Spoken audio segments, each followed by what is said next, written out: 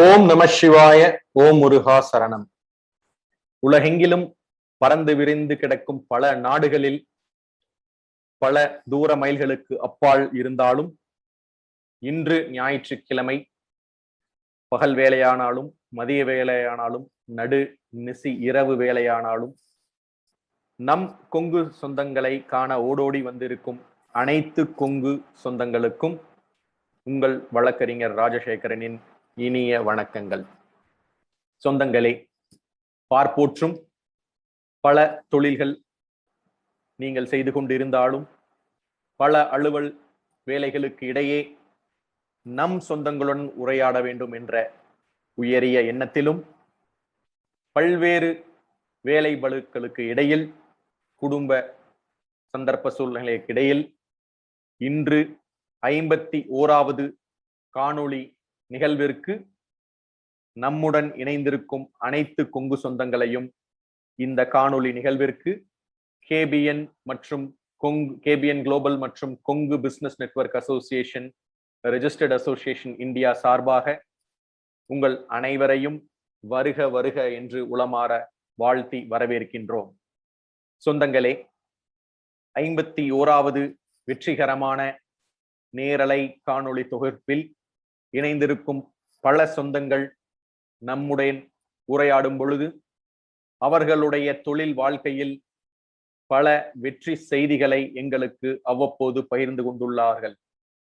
அதை கேட்கும் பொழுது எப்படி உங்களுக்கு இந்த மாதிரி ஒரு உத்வேகம் வந்தது, ஏன் நீங்கள் இவ்வாறு நடந்து வெற்றி படியை எட்டினீர்கள் என்று கேட்கும் பொழுது ஒரு சிறு தீப்பொறியேனும் நம் சொந்தங்களின் காணொளி நிகழ்வில் அவர்கள் வாழ்வில் உரையாடிய அல்லது அவர்கள் வாழ்வில் சந்தித்த நிகழ்வுகளை நமது காணொளியில் உரையாடிய பொழுது அதன் மூலம் உத்வேகம் அடைய பெற்று அவர்களுடைய வாழ்க்கையில் தன்னம்பிக்கையையும் வெற்றியும் அடைந்தார்கள் என்று கூற கேட்கும் பொழுது நமது கேபிஎன் குளோபல் மற்றும் கொங்கு பிசினஸ் நெட்வொர்க் அசோசியேஷனை சார்ந்த அனைத்து கமிட்டி மெம்பர்களும் உற்சாகம் அடைகின்றனர். சொந்தங்களே, நீங்கள் உங்களுடைய வெற்றி பயணத்தையும் நீங்கள் வெற்றி அடைந்த இலக்குகளையும் எங்களுடன் பரிமாறும் பொழுது எங்களுக்கு அதுவே ஊக்கம் மருந்து, அதுவே நீங்கள் எங்களுக்கு சந்தா செலுத்தியது போல் ஆகும். ஆம், சந்தா செலுத்தாத இலவசமாக செய்தாலும் உங்களுடைய வெற்றி மட்டுமே எங்களுக்கு சந்தாவாக கருதி இந்த 51வது காணொளி நிகழ்விற்கு செல்லும் முன்னர் நம் சொந்தத்தின் ஓர் புதிய பரிமாணத்துடன் கூடிய ஒரு காணொளி அவர்களுடைய தொழில் வளர்ச்சிக்காக இதோ உங்களுக்காக.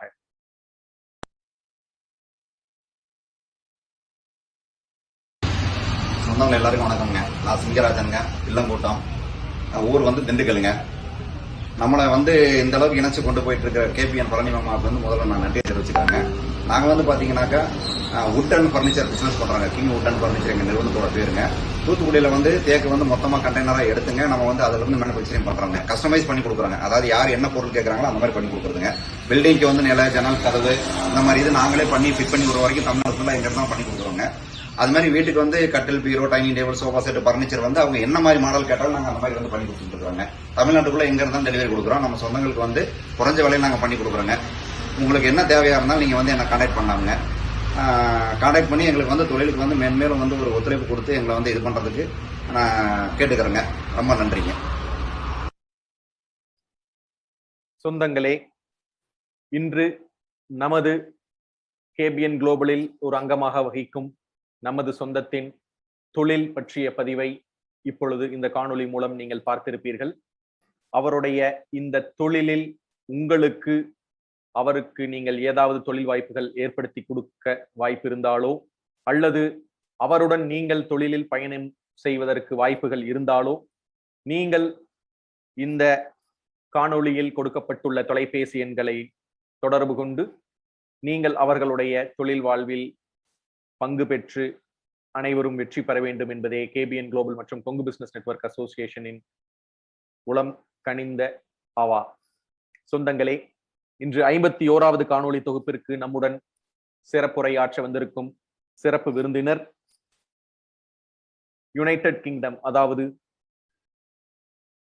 லண்டன் அருகே டெர்பி என்ற ஓர் ஊரில் இருந்து நம்முடன் நேரலையில் இணைந்திருக்கின்றார்.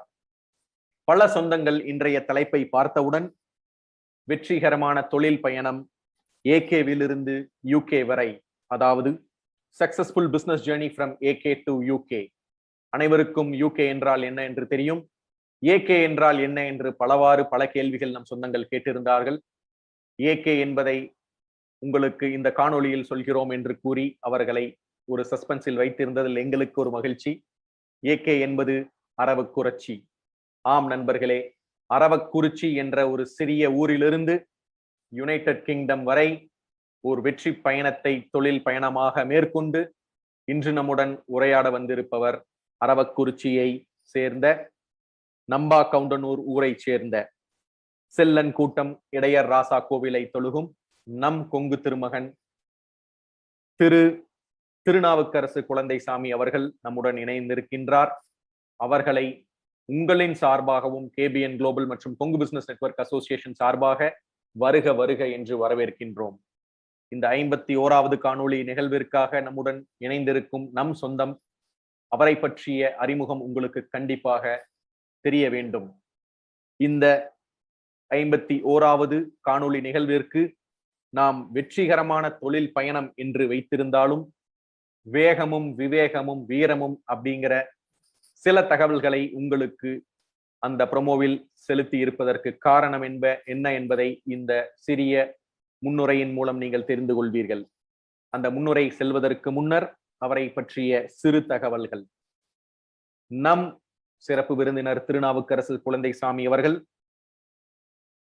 நம்பா கவுண்டனூரில் பிறந்து, அதாவது அரவக்குறிச்சி கரூர் மாவட்டத்தில் பிறந்து அவருடைய தொழில் பயணத்தை தொடங்கும் முன்னர் டெக்னிக்கல் அசிஸ்டன்ட் PWD-யில் 1984 முதல் 86 வரை மற்றும் இன்ஜினியரிங் கான்ட்ராக்டர் இன் PWD 1986 முதல் 89 வரை மற்றும் சீனியர் என்ஜினியர் பாம்பேவில் 1889 முதல் 1994 வரை அவருடைய பயணங்களை ஓர் அலுவல் அதிகாரியாக, ஓர் எம்ப்ளாயியாக தொடர்பு மேற்கொண்டு ப்ரொப்ரைட்டர் ஆஃப் ஆலயம் பில்டர்ஸ் திருச்சியில் 1994 ஆண்டு முதல் 2007 ஆண்டு வரை மற்றும் குவாலிட்டி அஷ்யூரர் ஃபுட்பா யூகேயில் 2008 முதல் 2009 வரை அவருடைய பயணத்தை ஆரம்பித்து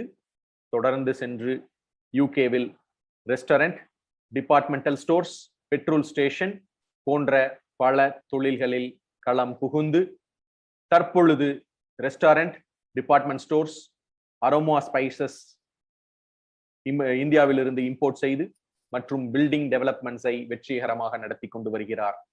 அவர் director and chairman AKP group of companies, aroma spices, Sami properties போன்ற நிறுவனங்களை டெர்பி யுனைடெட் கிங்டமில் நடத்தி வருகின்றார். அவருடைய தொழில் பயணத்தை கேட்டறிந்தோம். அவர் இன்று வரை நமக்கு, நம் கொங்கு சொந்தங்களுக்காக பல விஷயங்களை யுனைடெட் கிங்டமில் அவருடைய நேரத்தையும் பொன்னான காசையும் செலவழித்து நம் கொங்கு சொந்தம் ஒற்றுமைக்காக பலவாறு அவருடைய வெற்றி பயணத்தின் இடையே சமூக பயணத்தையும் நம் கொங்கு சமுதாயத்தின் மேல் உள்ள அக்கறையால் பலவாறு பயணித்துள்ளார். அதாவது பிரசிடென்ட் ஆஃப் கொங்கு நண்பர்கள் சங்கம் UK 2017 முதல் 2019 வரை மற்றும் organiser and founder of Derby Tamil Kudumbam 2012 ஆண்டு முதல் இன்று வரை மற்றும் டைரக்டர் அண்ட் ட்ரஸ்டி அறம் செய் என்ற ஓர் ட்ரஸ்டில் யுனைடெட் கிங்டமில் ஆரம்பித்து இன்று வரை தமிழ்நாட்டில் உள்ள பள்ளிகளுக்கு அவருடைய ஊக்க தொகையையும் அவர்களுடைய ட்ரஸ்டின் மூலம் பல நல்ல விஷயங்களை தமிழ்நாட்டில் உள்ள பள்ளிகளுக்கு செய்து கொண்டு வருகிறார். வீரம் விவேகம் பற்றி உங்களுக்கு முன்னுரையில் தெரிவித்திருந்தேன். அவ்வாறு அந்த வீரத்திற்கும் விவேகத்திற்கும் சொந்தக்காரரான இவர் ஹானரரி அவார்ட், அதாவது high sheriff award for bravery, மறுபடியும் உங்களுக்காக honorary award, high sheriff award for bravery United Kingdom, ஓர் வீரம் மிக்க திருமகன் என்ற விருதை அவர் யுனைடெட் கிங்டமில் பெற்றுள்ளார். அந்த வீரமிக்க விருதை பெற்றதற்கு என்ன காரணம் என்பதை உங்களுக்கு ஒரு காணொளி வழியாக இதோ உங்கள் பார்வைக்கு.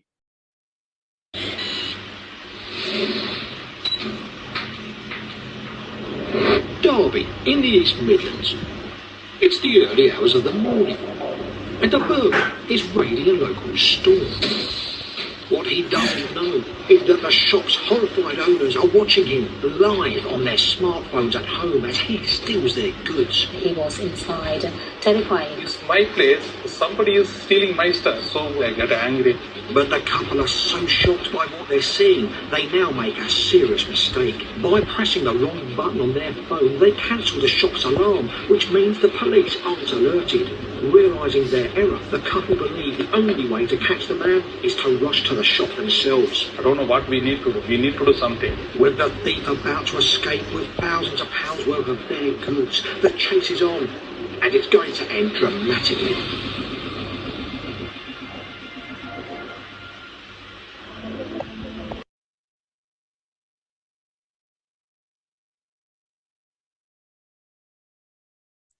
சொந்தங்களே, இந்த ஒரு சிறிய காணொளியில் உங்களுக்கு புரிந்திருந்தால் நன்று, புரியவில்லை என்றால் உங்களுக்காக ஒரு நிமிடம் விளக்குகின்றேன்.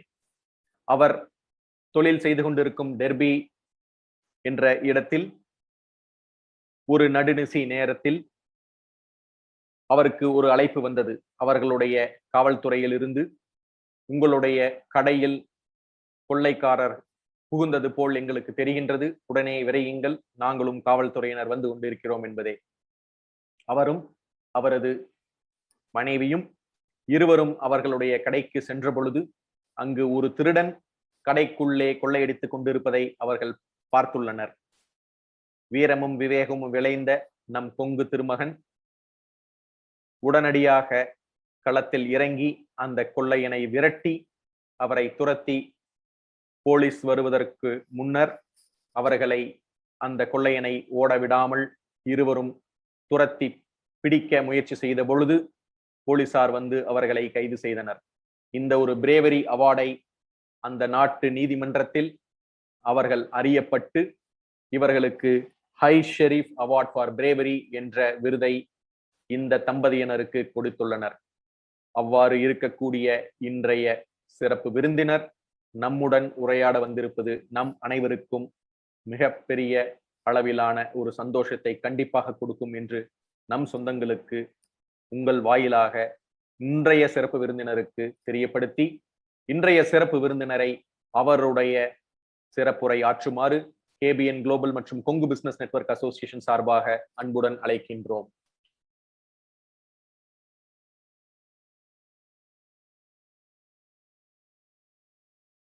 அன்மியூட் பண்ணிக்கலாங்க, மியூட்ல இருக்குங்க, அன்மியூட் பண்ணிக்கலாங்க. வணக்கம். வணக்கம். என்னை ஈண்டெடுத்த தாய் தந்தையருக்கும் என்னை வளர்த்த அழகிய தமிழுக்கும் முதற்க நன்றியை தெரிவித்துக் கொண்டு, உலகளாவிய அளவில் கிட்டத்தட்ட 40 கண்ட்ரியில இருந்து வந்து எல்லாரும் உங்களுடைய பொன்னான நேரத்தை ஒதுக்கி எங்களுடைய காணொலி மூலமாக எங்களுடன் இணைந்ததற்கும், இதற்கு வாய்ப்பளித்த திரு பழனிமா பிள்ளை, திரு ராஜசேகரமா பிள்ளை, செலியம்மா ஆகியோருக்கு நான் மனமார்ந்த நன்றியை தெரிவித்துக் கொண்டு என்னை பற்றி ஒரு சிறிய அறிமுகம் செய்து கொள்ளலாம் என நினைக்கிறேன். ஏற்கனவே என்னை பற்றி அறிமுகம் செய்துள்ளார்கள், இருந்தாலும் கொஞ்சம் விரிவா சொல்லிடலான்னு இருக்கிறேன். என்னுடைய பெயர் திருநாவுக்கரசு குழந்தைசாமி. என்னுடைய சொந்த ஊர் நம்பக்கவுண்டனூர், கரூர் மாவட்டம், அரவக்குறிச்சி தாலுகா, ஒரு சிறிய கிராமம். என்னுடைய பின்புலம் வந்து விவசாயம். என்னுடைய விவசாயத்தை சார்ந்த குடும்பம். எங்க அப்பா பிசினஸ்ல இருந்தாலும் விவசாயம் தான் மெயினுடைய தொழில். ஸோ நான் நான் வந்து பேசிக்கா ஒரு சிவில் இன்ஜினியர். படிச்சு முடிச்ச உடனே வந்து பார்த்தீங்கன்னா பிடபிள்யூடியில் வந்து டெக்னிக்கல் அசிஸ்டண்டாக ஜாயின் பண்ணி ஒரு 2 இயர்ஸ் வேலை பார்த்தேன். பட் எனக்கு எப்பவுமே வந்து வேலையை விட வந்து தொழில் மேலே ரொம்ப ஆர்வம் அப்போ இருந்து. அதனால எனக்கு வந்து அதை விட்டுட்டு நான் வந்து ஏதாவது தொழில் செய்யணும்னு நினைக்கும் போது எனக்கு மேலே இருந்த ஆஃபீஸர்ஸ் எல்லாமே என்னுடைய அந்த ஹார்ட் ஒர்க்கை பார்த்துட்டு என்ன பண்ணாங்க, நானே உங்களுக்கு வாய்ப்பு தரோம், நீ வந்து எங்களுடைய பிடபிள்யூடிலேயே வந்து நீ கான்ட்ராக்டராக வந்து ஜாயின் பண்ணிக்கோ. இன்ஜினியரிங் கான்ட்ராக்ட்னா சில எக்ஸம்ஷன்ஸ் இருக்குது, இந்த டெபாசிட் இதெல்லாம் பண்ண வேண்டியதில்லை. ஸோ நான் சிவில் இன்ஜினியரிங் அதனால வந்து என்ன பண்ணாங்க, அந்த எனக்கு ரெஜிஸ்டர் பண்ணி நான் என்னை கான்ட்ராக்ட் ஆக்கி விட்டாங்க. அதுக்கப்புறம் பார்த்தீங்கன்னா வந்துட்டு நிறைய ஒர்க்கு வந்து டெண்டர்லாம் போகாமே எனக்கு வந்து அலாட் பண்ணி கொடுத்தாங்க.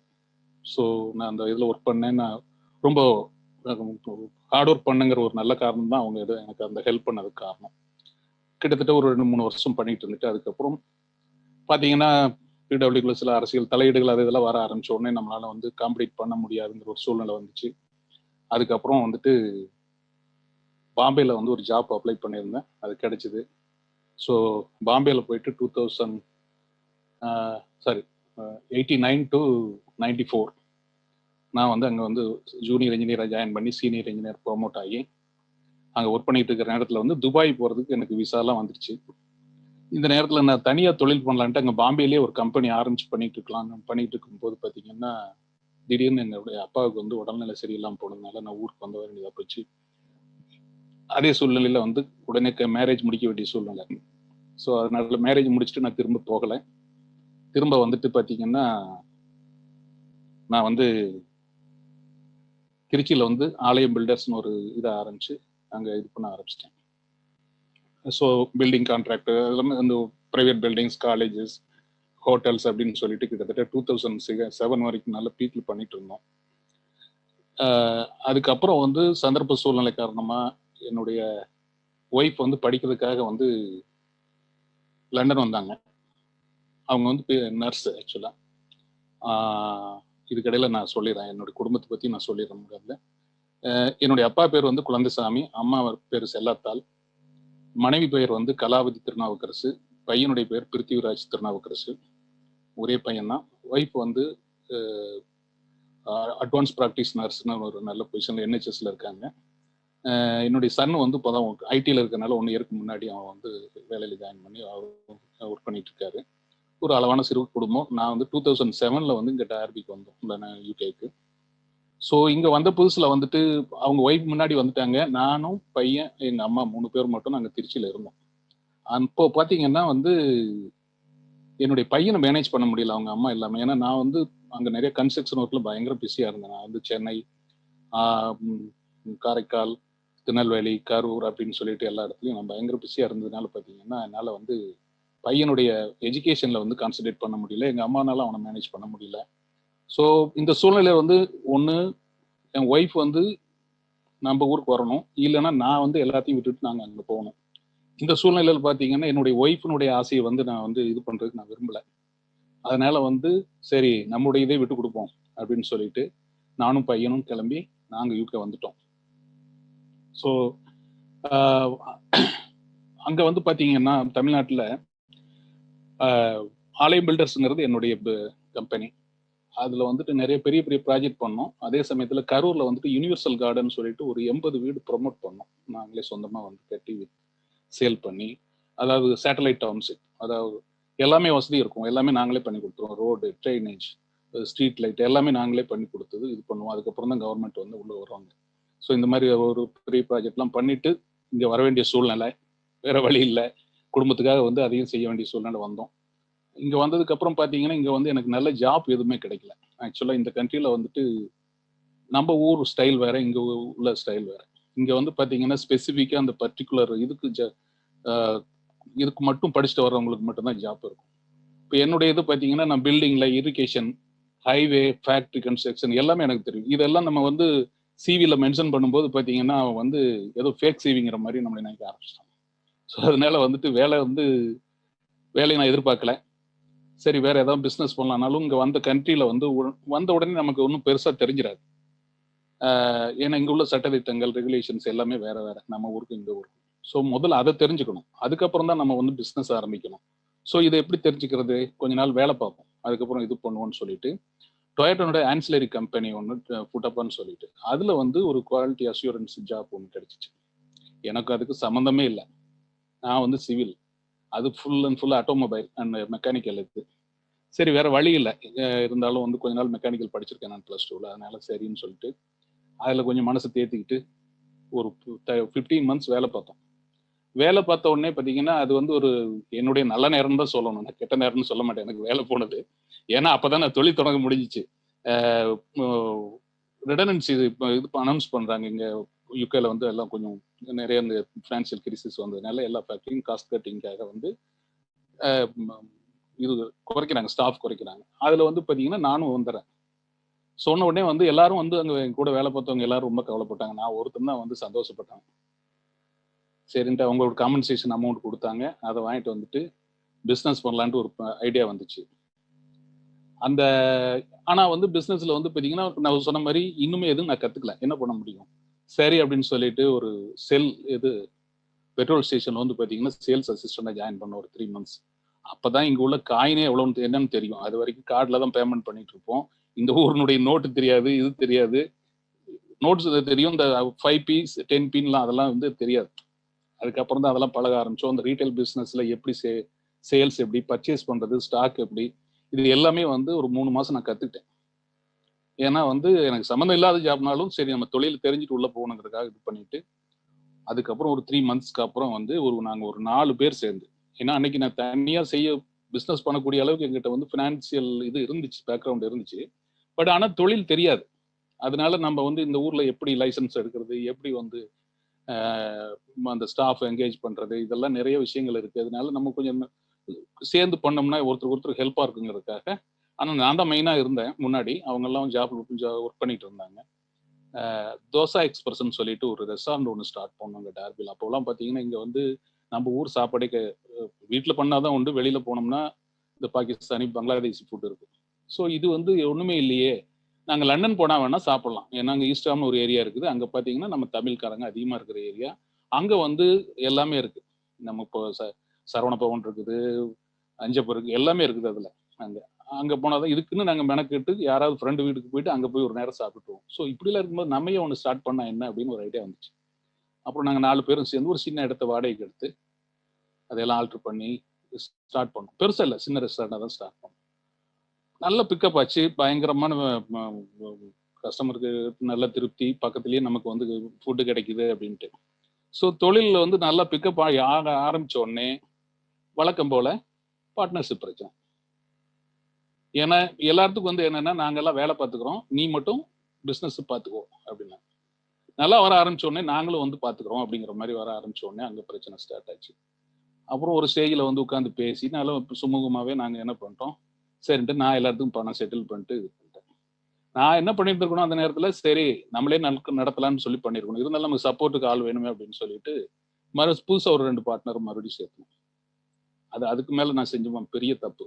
இது எதுக்கு சொல்றேன்னா, இந்த தப்புலாம் சொன்னாதான் உங்களுக்கு வந்து சரி இதெல்லாம் செய்யக்கூடாதுங்கிறது வந்து அது மாதிரி அவங்களுக்கு சில நிறைய ஒரு சந்தர்ப்ப சூழ்நிலையில எது மாதிரி நடக்கணும்னு தெரியும். ஸோ அது கொஞ்சம் அலர்ட் ஆகிக்கலாம்ல, அது யூஸாக இருந்துச்சுன்னா எனக்கு ரொம்ப சந்தோஷம்.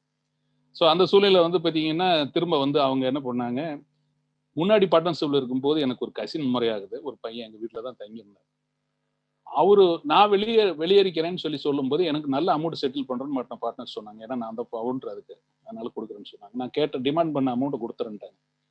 ஆனா அந்த பையனுக்கு வந்து பாத்தீங்கன்னா நாங்க வந்து கொடுக்க மாட்டோம், நீ வெளியில போயிட்டு நாங்க பாத்துக்கிறோம். என்னன்னா அந்த பையனுக்கு எதுவும் கொடுக்க கூடாது.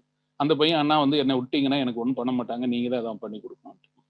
நான் என்ன சொல்லிட்டேன், அந்த பையனுக்கு செட்டில் பண்றா போதுன்னா சொல்லுங்க, இல்லைன்னா நான் வெளியில போக மாட்டேன் அப்படின்னு சொல்லிட்டேன். ஸோ அது நான் செஞ்ச வந்து என்னன்னா, சரி நான் நம்மளை நம்பி வந்த பையனை நம்ம வந்து ஏமாற்றக்கூடாது அப்படிங்கிறதுக்காக. ஆனா என்னாச்சு, அதுக்கப்புறம் வந்து அந்த மீதி இருந்த 2 பார்ட்னர் சரி நீ டேக் ஓவர் பண்ணிக்கன்னு எங்கிட்ட கொடுத்துட்டு போயிட்டாங்க. நான் புதுசா பார்ட்னர் சேர்த்த உடனே இந்த கசினா இருந்த அந்த பையன் வந்து என்ன பண்ணாரு, என்ன விட்டுட்டு அவங்க கூட சேர்ந்துக்கிட்டு என்ன வெளியேற்றுறதுக்கு முயற்சி பண்ணாரு. இதுதான் பாருங்க நம்பிக்கை துரோகத்தினுடைய ஆரம்பம். பார்த்தேன், எனக்கு வந்து மனசு வெறுத்து போச்சு. இப்படி நம்ம இருந்து என்ன பண்ண போறோம் அப்படின்னு சொல்லிட்டு நான் அந்த கம்பெனிக்காக வந்து பார்த்தீங்கன்னா லோன் எடுத்திருந்தோம் பேங்க்ல. அதுக்கு பர்சனல் கேரண்டி முதற்கொண்டு நான் தான் கொடுத்துருக்கேன். ஸோ என்ன பண்றது, அவன் பேங்க்ல போய் பேசினேன், சரி அவங்க பேருக்கு மாத்திக்கலாம் பிரச்சனை இல்லை அப்படின்ட்டாங்க. சரின்ட்டு புதுசாக ஒருத்தருக்கு டைரக்டர்ஷிப் மாற்றி கொடுத்துட்டு நான் வெளியில வரும்போது பேங்க்ல போய் மேனேஜர்கிட்ட கன்ஃபார்ம் பண்றேன், ஓகே லோன்லாம் அவங்க பேருக்கு மாத்தியாச்சு, நீ உனக்கு ஒன்றும் எந்த லைபிலிட்டி இல்லை, நீ போகலாம் அப்படின்ட்டாங்க. சரின்ட்டு வந்துட்டு ஒரு 2-3 மந்த்ஸ் வீட்டில் இருந்தேன்.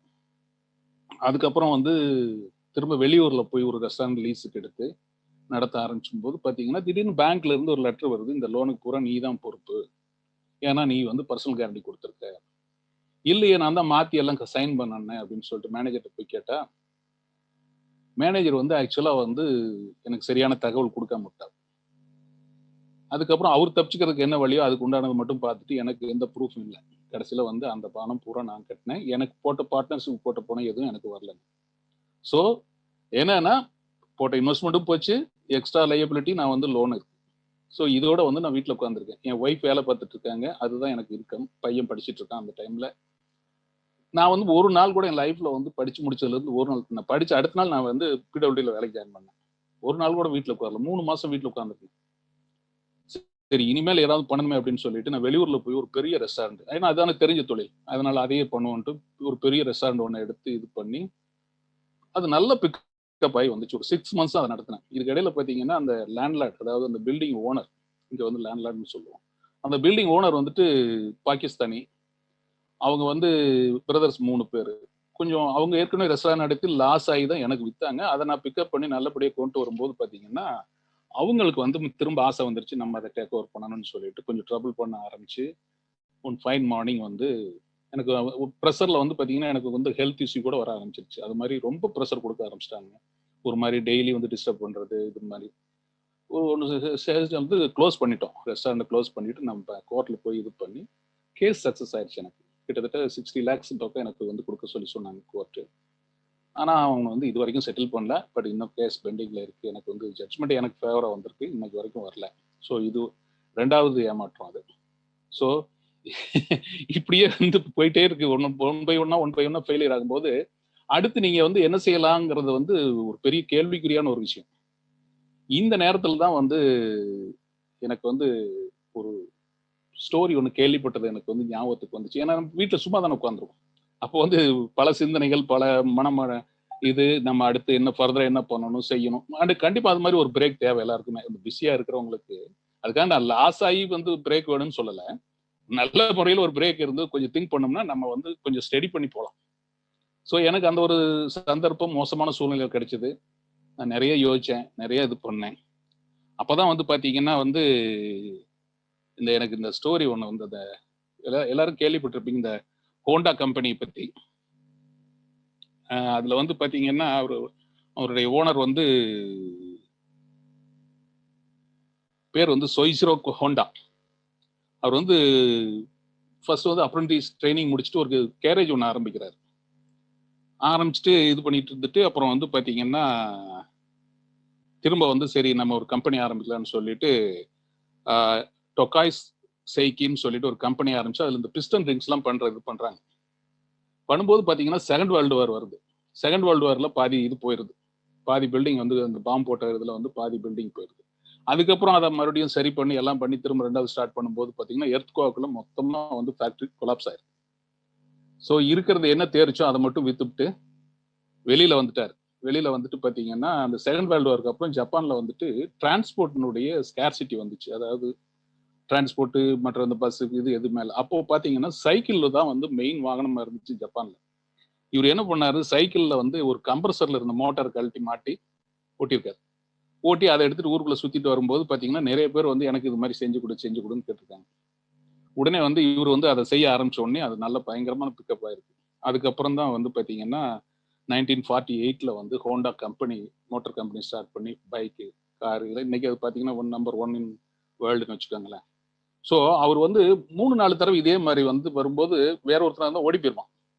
அவர் வந்து திரும்ப வந்து சரி நம்ம எப்படியாவது முயற்சி மேலே வரணும் அப்படின்னு பண்ணாரு. சரி எனக்கு இதெல்லாம் ஞாபகம் வந்துச்சு. சரி அந்த அளவுக்கு நம்ம பண்ண முடியலனாலும் அட்லீஸ்ட் நம்ம முயற்சிக்கு நம்ம லெவலுக்கு நம்ம என்ன பண்ண முடியுமோ அதை செய்வோம் அப்படின்னு சொல்லிட்டு தான் வந்து நான் திரும்ப வந்து ஒரு 4-5 months கழிச்சு என்னுடைய ஃப்ரெண்ட்ஸு, என்னுடைய ஒய்ஃபு இவங்க எல்லாம் கொடுத்த சப்போர்ட்டு உன்ன ஹெல்ப் இதை வச்சுட்டு நான் திரும்ப வந்து டிபார்ட்மெண்டல் ஸ்டோர் ஒன்று ஸ்டார்ட் பண்ணேன். எந்த பார்ட்னர்ஷிப்பும் கிடையாது. நான் நான் மட்டும் சோல் ப்ரொப்ரைட்டராக ஸ்டார்ட் பண்ணேன். நல்லபடியாக போச்சு. 6 மாதத்துல இன்னும் மறுபடியும் ஒரு பிஸ்னஸ் வாங்கினேன். அதுக்கப்புறம் பார்த்தீங்கன்னா நெக்ஸ்ட் இயரில் வந்து மறுபடியும் 2 பிஸ்னஸ் வாங்கினேன். ஸோ அப்படியே வருஷம் ஒரு 2 பிஸ்னஸ் ஒரு 3 years பார்த்தீங்கன்னா பயங்கர க்ரோத், ரொம்ப ஃபாஸ்ட் க்ரோத் எல்லாம் பண்ணிட்டு வர ஆரம்பித்தோம். பெட்ரோல் ஸ்டேஷன் சொந்தமாக வாங்கினது, எதுவுமே லோன் கிடையாது, எல்லாமே ஓன் மணி. அந்த மாதிரி தான் போயிட்டு இருந்தோம். எல்லாம் போயிட்டு ஒரு ஸ்டேஜில் வந்து பார்த்தீங்கன்னா அந்த பெட்ரோல் ஸ்டேஷன் வாங்கியிருந்தது மட்டும் எல்லா பிஸ்னஸ் நல்லா போகுது, அது ஒன்று மட்டும் எனக்கு பயங்கர லாஸில் போகுது. காரணம் என்னென்னா அதுக்கு முன்னாடி இருந்தவங்க அதை சரியாக நிர்வாகம் பண்ணலை, ஒரு மாதிரி ஸ்பாயில் பண்ணி வச்சுட்டாங்க. ஸோ நான் போய் அதை ஒன்றுமே பண்ண முடியல. கிட்டத்தட்ட ஒரு 2 கோடி ரூபாய் நஷ்டம் எனக்கு அதில் ஒரு 2 வருஷத்தில். அதை நிறுத்தவும் முடியாது, சேல் பண்ணணும். இது ஒண்ணுதான் வழி. யார் வாங்கி போறா? இப்படி உட்கார்ந்துட்டு இருக்கும்போது ஒரு பெரிய கேள்விக்குறி. நான் மற்றதெல்லாம் சம்பாதிக்கிறது பூரா கொண்டு வந்து அதுல போட்டுட்டேன். ஏன்னா வருஷம் அந்த வரை குரோத் இருந்தவன் இது வந்த உடனே எனக்கு வந்து அப்படி நின்று போச்சு. என்ன பண்ண போறோம் அப்படின்னு சொல்லிட்டு பை லக்கியில என்ன ஆச்சு, ஒரு அளவுக்கு நல்ல விலைக்கு அது போகும். திடீர்னு வந்து ஒருத்தர் வாங்கிட்டாங்க. வாங்கின உடனே தப்பிச்சு வெளியில வந்துட்டு அந்த லாஸ் ஆனதெல்லாம் காம்பன்சேட் பண்ணிட்டு நான் வந்து வெளியில வரேன். வெளியில வந்துட்டு ப்ராப்பர்ட்டியில இன்வெஸ்ட் பண்றேன். அப்பதான் ஃபர்ஸ்ட் பண்ணிட்டு மீதி இருக்கிற பிசினஸை வச்சுட்டு ப்ராப்பர்ட்டி இன்வெஸ்ட்மெண்ட்டை வச்சுட்டு ஸோ பண்ணிட்டு இருந்து ஓரளவுக்கு நல்லபடியா வந்துச்சு. இன்னைக்கு வரைக்கும் நல்லபடியா தான் இருக்கு, எல்லாம் போயிட்டு இருக்கு. ஸோ இப்போ வந்து பிசினஸ் நிறைய வந்ததுனால வந்து பாத்தீங்கன்னா இப்போ என்னால ஃபுல்லா மேனேஜ் பண்ண முடியாம ஒரு சில பிசினஸ் லீஸு கொடுத்துட்டு எனக்கு என்ன கம்ஃபர்டபுளா இருக்கோ அதை பண்ணிட்டு இப்போ இந்தியால இருந்து அரோமா ஸ்பைசஸ்ன்னு சொல்லிட்டு இம்போர்ட் பண்ணி ஆன்லைன்ல இங்க வந்து கிராசரிஸ் மற்றதெல்லாம் பண்ணிட்டு இருக்கோம். அதே மாதிரி பில்டிங் டெவலப்மெண்ட்ஸு, பில்டிங் வந்து வாங்கி ஸ்பெண்ட் பண்ணி அதுக்கு எல்லாம் ரிப்பேர் பண்ணிட்டு மறுபடியும் சேல் பண்றது, இந்த மாதிரி இது பண்ணிட்டு இருக்கோம். ஸோ இதுதாங்க வந்து என்னுடைய மேடு பள்ளமான வாழ்க்கை. இதுல வந்து நான் என்ன சொல்ல வரேன்னா, அதாவது சக்சஸ்ங்கிறது வந்து வெறும் currency is not a parameter for success of the life and business. அது வந்து பணம் இல்லாமல் ஒன்றும் பண்ண முடியாது. பணம் தான் மெயினான இது. பட் அதையும் தாண்டி நம்ம சம்பாதிக்க வேண்டியது நல்ல மனிதர்கள், நல்ல நண்பர்கள் இது. ஆனா வாழ்க்கையில வந்து அதுல ஒரு பெரிய கொடுப்பனை எனக்கு நல்ல நண்பர்கள், நல்ல உறவுகள், நல்ல குடும்பம். ஸோ இது ஒரு பெரிய சக்சஸா நான் நினைக்கிறேன் என்னோட பொறுத்தளவுல. ஃபினான்சியலா அது ஒரு லெவல், ஓகே, அது வந்து ஒவ்வொருத்தருக்கும் ஒரு பேராமீட்டர் இருக்கும். எனக்கு இவ்வளவு வேணும், மற்றவங்களுக்கு இவ்வளவு வேணும், மற்றவங்களுக்கு இவ்வளவு வேணும் இருக்கும். என்னை பொறுத்தளவுல எனக்கு உள்ளது போதும். ஆனா அதே சமயத்துல நம்ம மற்ற சொன்ன உறவுகள், நட்புகள், இது வந்து எனக்கு வந்து எல்லா ஸ்டேஜிலும் நான் எப்பெல்லாம் விழுந்திருக்கணும் அப்பெல்லாம் எனக்கு கை தூக்கி விட்டது வந்து என்னுடைய நட்பு வட்டாரம், என்னுடைய குடும்பம், என் ஃபேமிலி. மெயினா எனக்கு தேங்க்ஸ் சொல்லணும்னு சொல்லி சொன்னா என்னுடைய ஒய்ஃப். நான் எப்போல்லாம் வந்து என்னுடைய நிலைமை மோசமாகுதோ அந்த நேரத்தில் எல்லா இடத்துலையும் வந்து நின்று சப்போர்ட் பண்ணி தான் கூட நின்று மெயினாக முன்னாடி நின்று லீட் பண்ணிக்கிட்டு எனக்கு சப்போர்ட் பண்ணி என்னை தூக்கி விட்டதுல வந்து அவங்களுக்கு மெயினான பங்கு இருக்கு. எங்களுடைய பேரண்ட்ஸுக்கும் அந்த இது இருக்கு.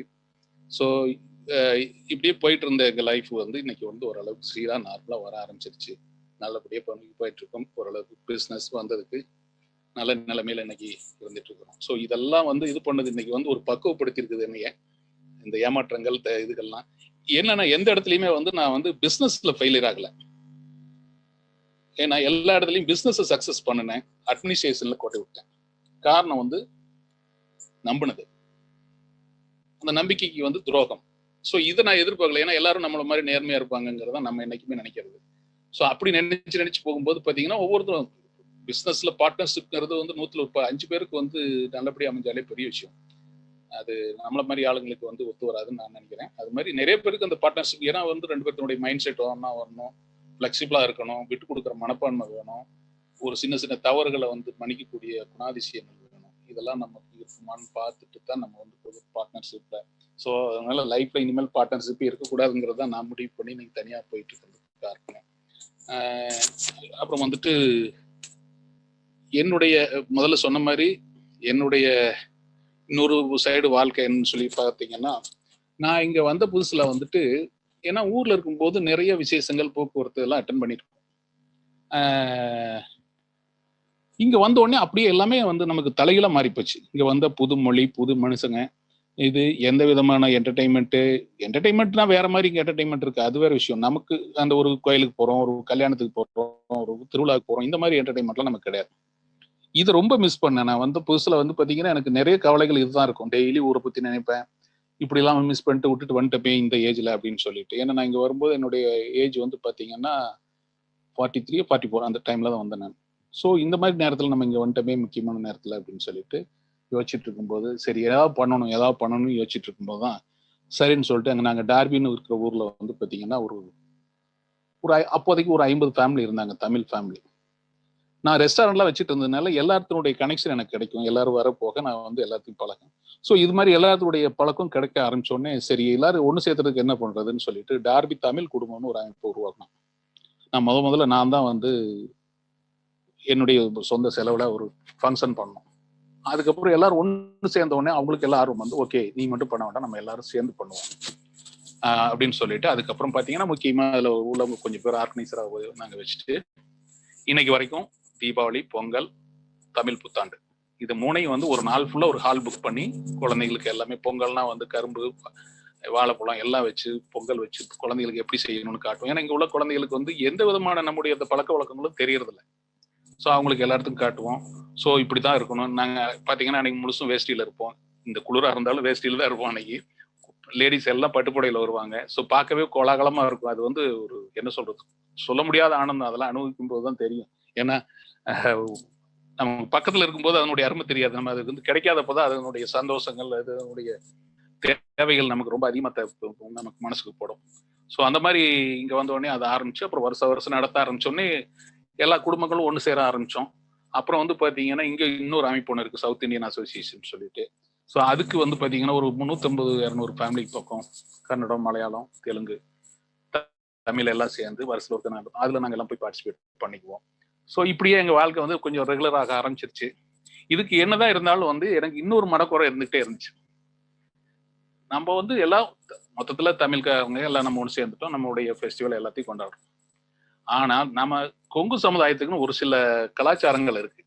அதை வந்து நம்ம குழந்தைகளுக்கு எப்படி கற்றுக் கொடுக்கறது? இந்த ஊர்ல நம்மளே அதை மிஸ் பண்றோம். நம்ம குழந்தைகளுக்கு என்ன தெரியும்? பையனுக்குலாம் இது எதுவுமே தெரியாது. என்ன பண்ண, அவனுக்கு தமிழ், இங்கிலீஷ்ல தமிழ் பேசுறதே பெரிய விஷயம். அவனுக்கு சொல்லி கொடுத்து தமிழ் பேச வச்சிருக்கோம், அதுவே பெரிய விஷயம். தமிழ் ஸ்கூலும் இங்க வச்சு நடத்திட்டு இருக்கோம் எல்லாமே. குழந்தைகள்லாம் சின்ன குழந்தைக்கு பூரா சண்டே போய் படிச்சுட்டு ஓரளவுக்கு இன்னைக்கு தமிழ் எழுத படிக்க தெரியற அளவுக்கு பண்ணிருக்கோம். என்ன பண்ணலான்னு பார்த்துட்டு இருக்கும்போது பாத்தீங்கன்னா 2016 வந்து இங்க யூகேல இருந்து எல்லாரும் சேர்ந்து யூகே கொங்குன்னு ஆரம்பிச்சாங்க. யூகே கொங்குன்னு சொல்லி ஆரம்பிச்சு ஒரு விழா நடத்தும் போது அந்த விழாவுக்கு நான் போயிருந்தேன். போனதுக்கு அப்புறம் அங்கதான் நாம ஊரை பார்த்த மாதிரியே இருந்துச்சு. எனக்கு ஒரு சந்தோஷம். ஏன்னா அப்படி நம்ம ஊர் கிடாவட்டுக்கு போனா எப்படி இருக்குமோ அந்த மாதிரி ஒரு சூழ்நிலை, அட்மாஸ்பியர் அந்த இடத்துல இருந்தது.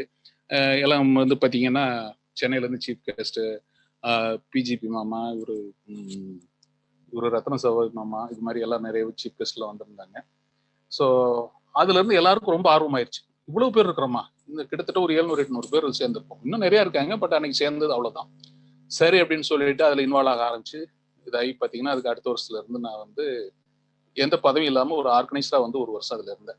ஃபங்க்ஷன் அடுத்த ஃபங்க்ஷனை நாங்க பண்ணோம் எல்லாத்தோடைய ஹெல்ப்போட. அதுக்கப்புறம் 2017 இருந்து 2019 வரைக்கும் 2 வருஷம் வந்து என்னை வந்து தலைவராக தேர்ந்தெடுத்திருந்தாங்க. ஸோ அந்த 2 வருஷம் வந்து ஃபுல்லாக ஃபங்க்ஷன் பண்ணோம். நிறைய சீஃப் கெஸ்ட். இப்போ பார்த்தீங்கன்னா 2018 ஃபங்க்ஷனுக்கு நம்ம பழனி மாப்பிள்ள வந்திருந்தாரு. நம்ம எங்க பங்காளி திருநாள்கரசு வந்திருந்தாரு. அவர் ரவின்னு சொல்லிட்டு அவர் இறந்து போயிட்டாரு, இப்போ அவர் வந்திருந்தாரு. அதே மாதிரி பிரகதீஷ் குமார் மாப்பிள்ள வந்திருந்தாரு. அவரு கூட மணிவாசகம், சுந்தர் இவங்கெல்லாம் வந்திருந்தாங்க.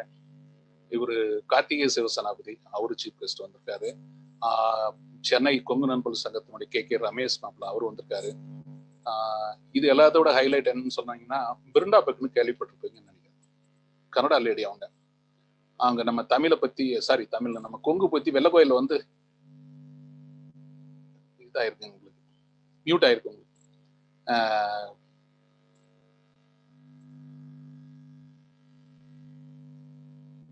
உங்களுக்கு மியூட் ஆயிருக்குங்க ராசியர் மாப்பிள்ள, நீங்க சொல்றது கேட்கல. இல்ல நீங்க ப்ரோசீட் பண்ணலாம். எனக்கு வேற நம்ம மெம்பர்ஸ் ஃபீட்பேக் கொடுத்திருந்தாங்க. You can continue. ஓகே. அப்போ வந்து பாத்தீங்கன்னா அந்த பிருண்டாபெக் வந்து நம்ம கொங்கு புனர் சங்கரை பத்தி ரிசர்ச் பண்ணி கேம்பிரிட்ஜ் யூனிவர்சிட்டியில PhD வாங்கியிருக்காங்க. நல்லா தமிழ் பேசுவாங்க அந்த அம்மா. நான் வந்து வாஷிங்டன் டிசில வந்து கொங்கு கான்ஃபரன்ஸ்க்கான போயிருந்தப்ப அவங்களை மீட் பண்ணி அவங்களை இன்வைட் பண்ணியிருந்தேன். அந்த அம்மா வந்து பாத்தீங்கன்னா நம்ம சொல்றதை விட வந்து அவ்வளவு அருமையா சொன்னாங்க. ஸோ வந்து அவங்க நம்ம கம்யூனிட்டியில நம்ம இது கிடையாது, சமுதாயம் கிடையாது, வேற இருந்தாலும் நம்ம சமுதாயத்தை பத்தி ஆராய்ச்சி பண்ணாங்க, அவங்களை கொண்டு வந்து பேச வச்சோம். அதெல்லாம் ஒரு பெரிய விஷயம். அதுக்கப்புறம் வந்து இந்த சிந்து சமொழி நாகரிகத்தை பத்தி ரிசர்ச் பண்ணியிருக்க பாலகிருஷ்ணன் IAS ஒரிசாவினுடைய தலைமை செயலாளராக இருந்தார். அவர் இப்போ ரிட்டையர் ஆகி அவர் சீஃப் மினிஸ்டருடைய சீஃப் அட்வைசரா இருக்கிறார். அவர் வந்து பாத்தீங்கன்னா அந்த சிந்து வழி நாகரிகத்துல வந்து அதுல இருந்து மைக்ரேட் ஆகி நம்ம தமிழ்நாட்டு பக்கம் வந்ததுல பாத்தீங்கன்னா நகரத்து செட்டியார்களும் நம்ம கொங்கு கவுண்டர்களும் தான் வந்து அங்கிருந்து மைக்ரேட் ஆனவங்கிற ஒரு இதை வச்சு, ஏன்னா இங்க நம்ம கோயம்புத்தூர் டிஸ்ட்ரிக்ட்ல உள்ள ஊரு, அங்க சிந்து வழியில் உள்ள ஊரு எல்லாமே பேர் பாத்தீங்கன்னா கிட்டத்தட்ட ஒரே மாதிரி. ஸோ இதெல்லாம் பண்ணி நம்ம கொங்கு இதை பத்தி நிறைய ஆராய்ச்சி பண்ணிட்டு இருந்தாரு அவரு. ஸோ அவரை கூட்டிட்டு வந்தா நல்லா இருக்கும்னு சொல்லிட்டு அவரை கொண்டு வந்து பேச வச்சோம். ஸோ இது மாதிரி ஒவ்வொரு வருஷம் வந்து ஒரு டிஃப்ரெண்டான சீஃப் கெஸ்ட்டு எல்லாம் வந்தாங்க. அதை வச்சு எங்களுக்கு என்ன ஆச்சுன்னா உலகளாவிய வந்து அளவில் வந்து எங்களுக்கு வந்து ஒரு நல்ல இது கிடைச்சிது. ஸோ யாருக்கு என்ன வேணாலும் பண்ணக்கூடிய சந்தர்ப்ப சூழ்நிலைகள் போக்குவரத்து. ஸோ அது ஒரு முக்கியமான இதுன்னு சொல்லிடுவாங்க. எனக்கு கரியரில் வந்து அது ஒரு முக்கியமான இதுங்க. அப்புறம் வந்துட்டு இன்னும் என்ன சொல்ல போனான்னா அவங்களுக்கு இன்னொன்று முதல்ல சொன்ன மாதிரி எனக்கு வந்து இந்த அவார்டு பற்றி சொன்னாங்க.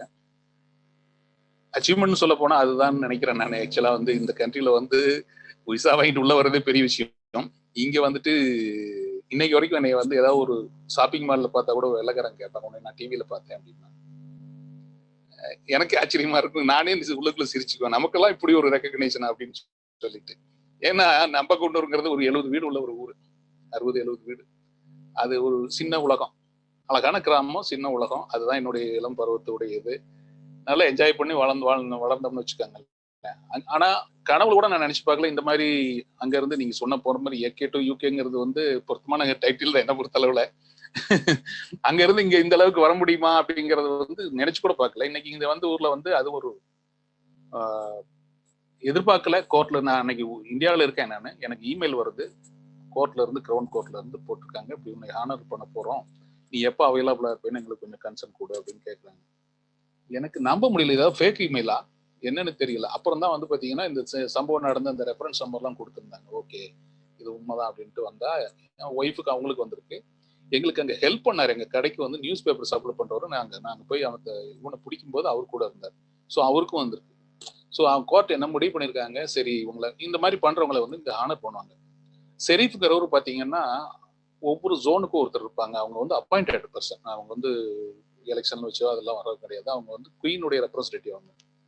ஸோ அவங்க வந்து இந்த மாதிரி ஸ்பெஷல் இது உள்ளவங்களை எல்லாம் வந்து ஹானர் பண்றது, கோர்ட்டுக்கு ஹெல்ப் பண்ணுவாங்க, வேற ஏதாவது பிரச்சனைகள் செய்யணும்னா வருவாங்க. ஸோ அது ஒரு பெரிய ஒரு கௌரவமான ஹானரி போஸ்ட் அவங்க. ஸோ அவங்ககிட்ட போய் அவார்டு வாங்குறது பெரிய நல்ல விஷயம். ஸோ என்ன பண்ணாங்க, உங்களுக்கு ரிவார்டு கொடுக்குறோம் அப்படின்னு சொல்லிட்டு ஆளுக்கு ஒரு 500 பவுண்ட் அனுப்பிச்சிருந்தாங்க. அவார்டு தரேன்னு சொன்னா நாங்க போறோம். அங்க அசம்பிளி ஹாலில் வந்துட்டு ரெட் கார்பெட் போட்டு எங்களை வந்து ரிசீவ் பண்ணாங்க. ரிசீவ் பண்ணது யாருன்னா கோர்ட்டினுடைய ஹைகோர்ட் ஜட்ஜி. அதை கூட்டிட்டு போய் எங்களை உட்கார வச்சு அவரே ட்ரிங்க்ஸ் கொண்டு வந்து கொடுக்குறாரு, காஃபி எல்லாம் கொடுக்குறாரு. ஸோ இது வந்து இந்த ஊரினுடைய நல்ல விஷயங்கள் அதுன்னு வச்சுக்கோங்களேன். அவங்க போஸ்டினுடைய இதுக்கெல்லாம் தகுதி கௌரவம் எல்லாம் பார்க்க மாட்டாங்க. ஸோ அது பண்ணும் நமக்கே சங்கடமா இருக்கும் அவங்க எல்லாம் பண்ணும்போது. ஏன்னா நம்ம ஊர் பழக்கம் வேற, நம்ம பார்த்தோம்னா அவங்களை எழுந்திரிச்சு நிக்கணும் செய்யணும், அந்த மாதிரி உள்ள இடத்துல வந்து இன்னைக்கு நம்மளை உட்கார வச்சு நம்ம பண்றாங்க. ஏன்னா அது நம்ம செஞ்ச வேலைக்கா அவங்க பண்ண மரியாதை. அது இது பண்ணி அந்த அவார்டு கொடுத்து அது பாத்தீங்கன்னா பேப்பர்ல வருது, லோக்கல் நியூஸ் பேப்பர்ல.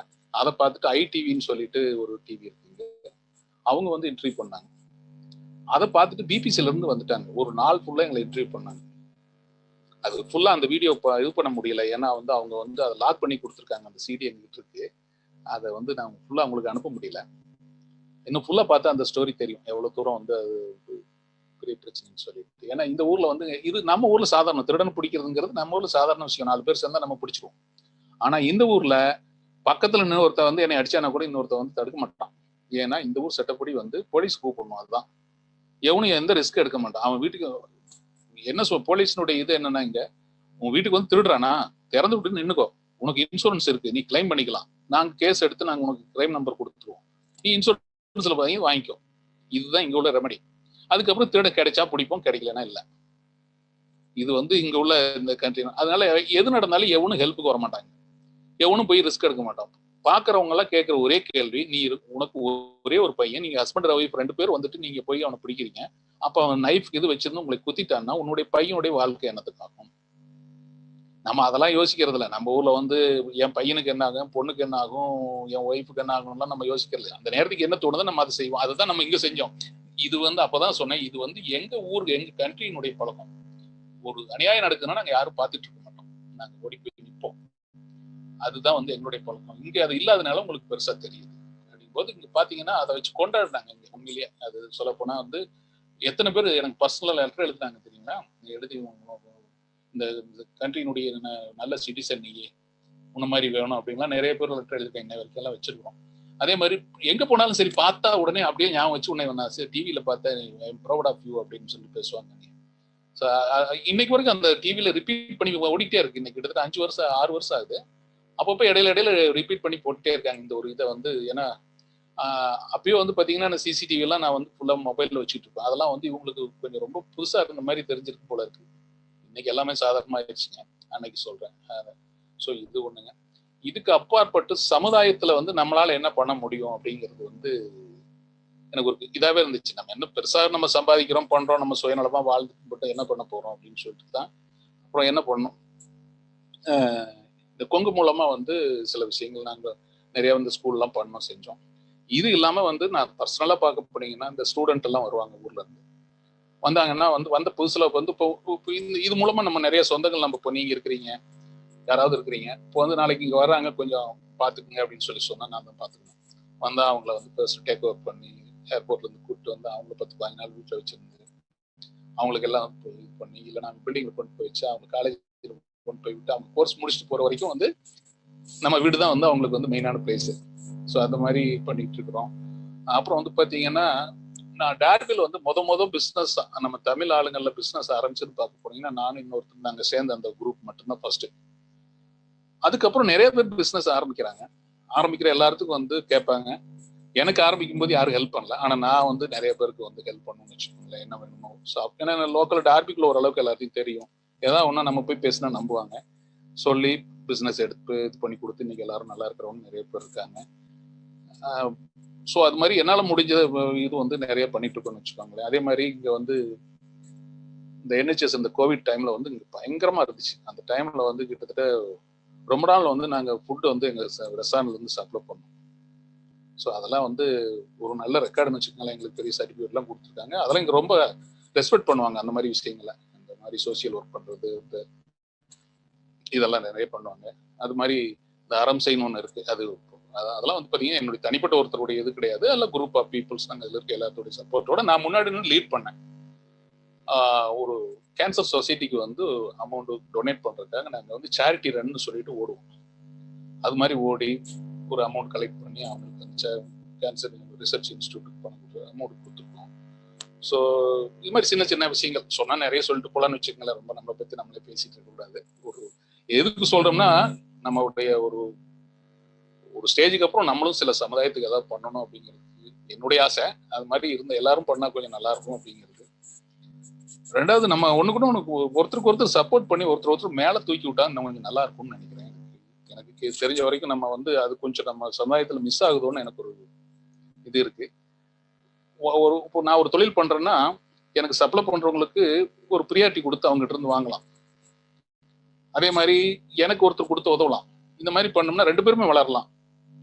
அதுக்கு தகுந்த மாதிரி வந்து 2 பேருமே வந்து நேர்மையா நடந்துக்கிறது ஒரு முக்கியமான விஷயம் இருக்கு. ஏன்னா பிசினஸ்ல வந்து யாரையும் நம்பி பிசினஸ் வேற உதவிங்கிறது வேற, ரெண்டையும் செஞ்சிட முடியாது. கொஞ்சம் மியூச்சுவலா கொஞ்சம் பண்ணிக்கிட்டோம்னா கொஞ்சம் நல்லா இருக்கும் அப்படிங்கிறது ஒண்ணு. ரெண்டாவது ஒற்றுமைங்கிறது இன்னும் கொஞ்சம் நமக்குள்ள வேணுங்கிறது என்னுடைய அபிப்பிராயம். எனக்கு இது என்னுடைய சொந்த கருத்து, யாரும் தவறா நினைச்சுக்க வேண்டாம், என்னுடைய சொந்த கருத்து. ஏன்னா இன்னைக்கு தமிழ்நாட்டுல பாத்தீங்கன்னா நமக்கு கொங்கு பெல்ட்டுங்கிறது வந்து இன்னைக்கு ரொம்ப முக்கியமான ஒரு இதாயிருச்சு. இன்னைக்கு அரசியல்ல இருந்து பிசினஸ் வரைக்கும் இன்னைக்கு ஒரு முக்கியமான ரோல் இன்னைக்கு தமிழ்நாட்டுக்குள்ள வந்து நமக்கு இருக்கு. நம்ம இன்னும் கொஞ்சம் ஒற்றுமையா இருந்தோம்னா இன்னும் கொஞ்சம் கூட நல்லா வந்து வரலாம் அப்படிங்கிறது என்னுடைய எண்ணங்கள். அது ஒண்ணு. ரெண்டாவது இப்போ நீங்க KPN வந்து கிட்டத்தட்ட 40 கண்ட்ரில நானும் 4500 மெம்பர்ஸ்க்கு மேல நான் KPN கூட இது வரைக்கும் 4 வருஷ காலம் நான் தொடர்புல தான் இருக்கிறேன். வந்து நான் உள்ள வந்து யாருக்கும் தெரியாது, ஆனா நான் வந்து எல்லா ஆக்டிவிட்டிஸும் பார்த்துட்டு இருக்கேன்.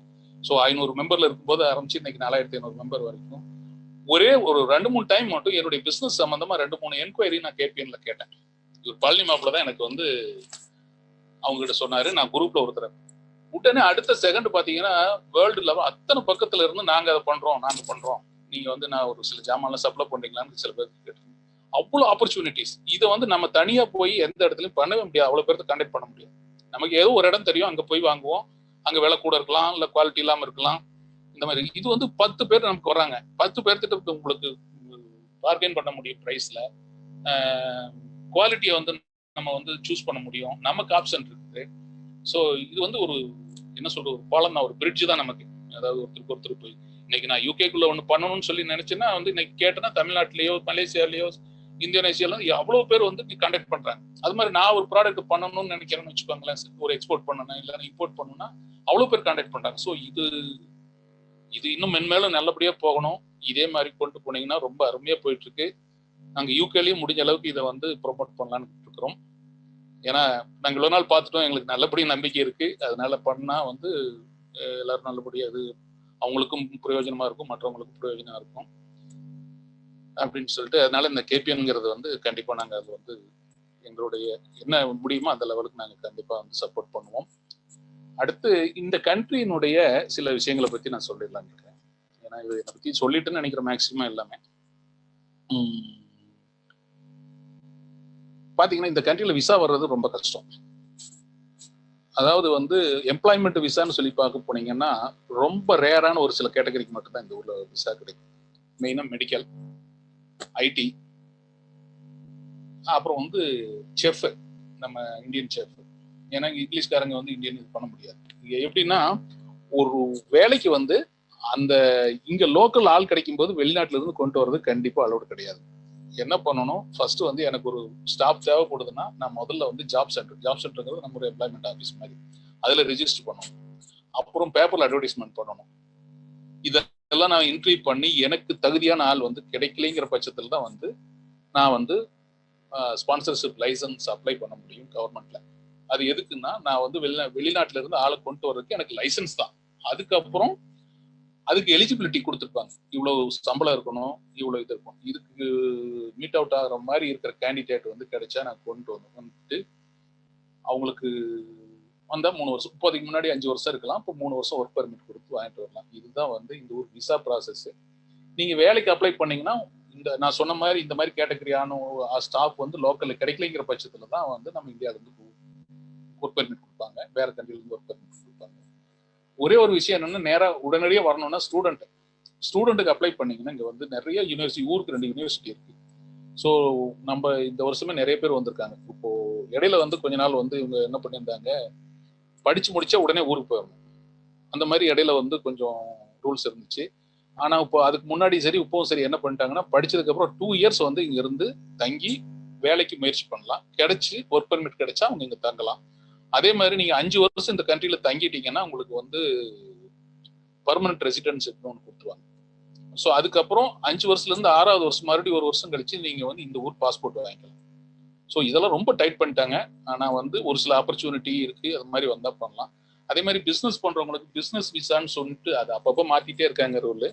ஒரு 2 crore இன்வெஸ்ட் பண்ணா வந்து ஒரு விசா கொடுத்துருவாங்க. நீங்க இங்க வந்துட்டு அந்த ஒரு 2 இயர்ஸ்க்குள்ளே 3 இயர்ஸ்க்குள்ளே அந்த அமௌண்ட் அங்கே இன்வெஸ்ட் பண்ணணும்னா மறுபடியும் ஃபர்தரா உங்களுக்கு விசா எக்ஸ்டெண்ட் பண்ணுவாங்க, இல்லைன்னா கேன்சல் பண்ணிடுவாங்க, நீங்க திரும்பி போயிடணும். அந்த மாதிரி இருக்கு. அது கொஞ்சம் சிரமமா, அவ்வளவு ஈஸியான வேலை இல்லை, அதுக்கு நிறைய ஃபார்மாலிட்டிஸ் இருக்குன்னு வச்சுக்கோங்களேன்.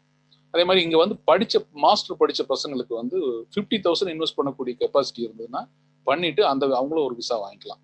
ஸோ இதெல்லாம் கொஞ்சம் இப்போ பெண்டிங்ல இருக்குன்னு நினைக்கிறேன்.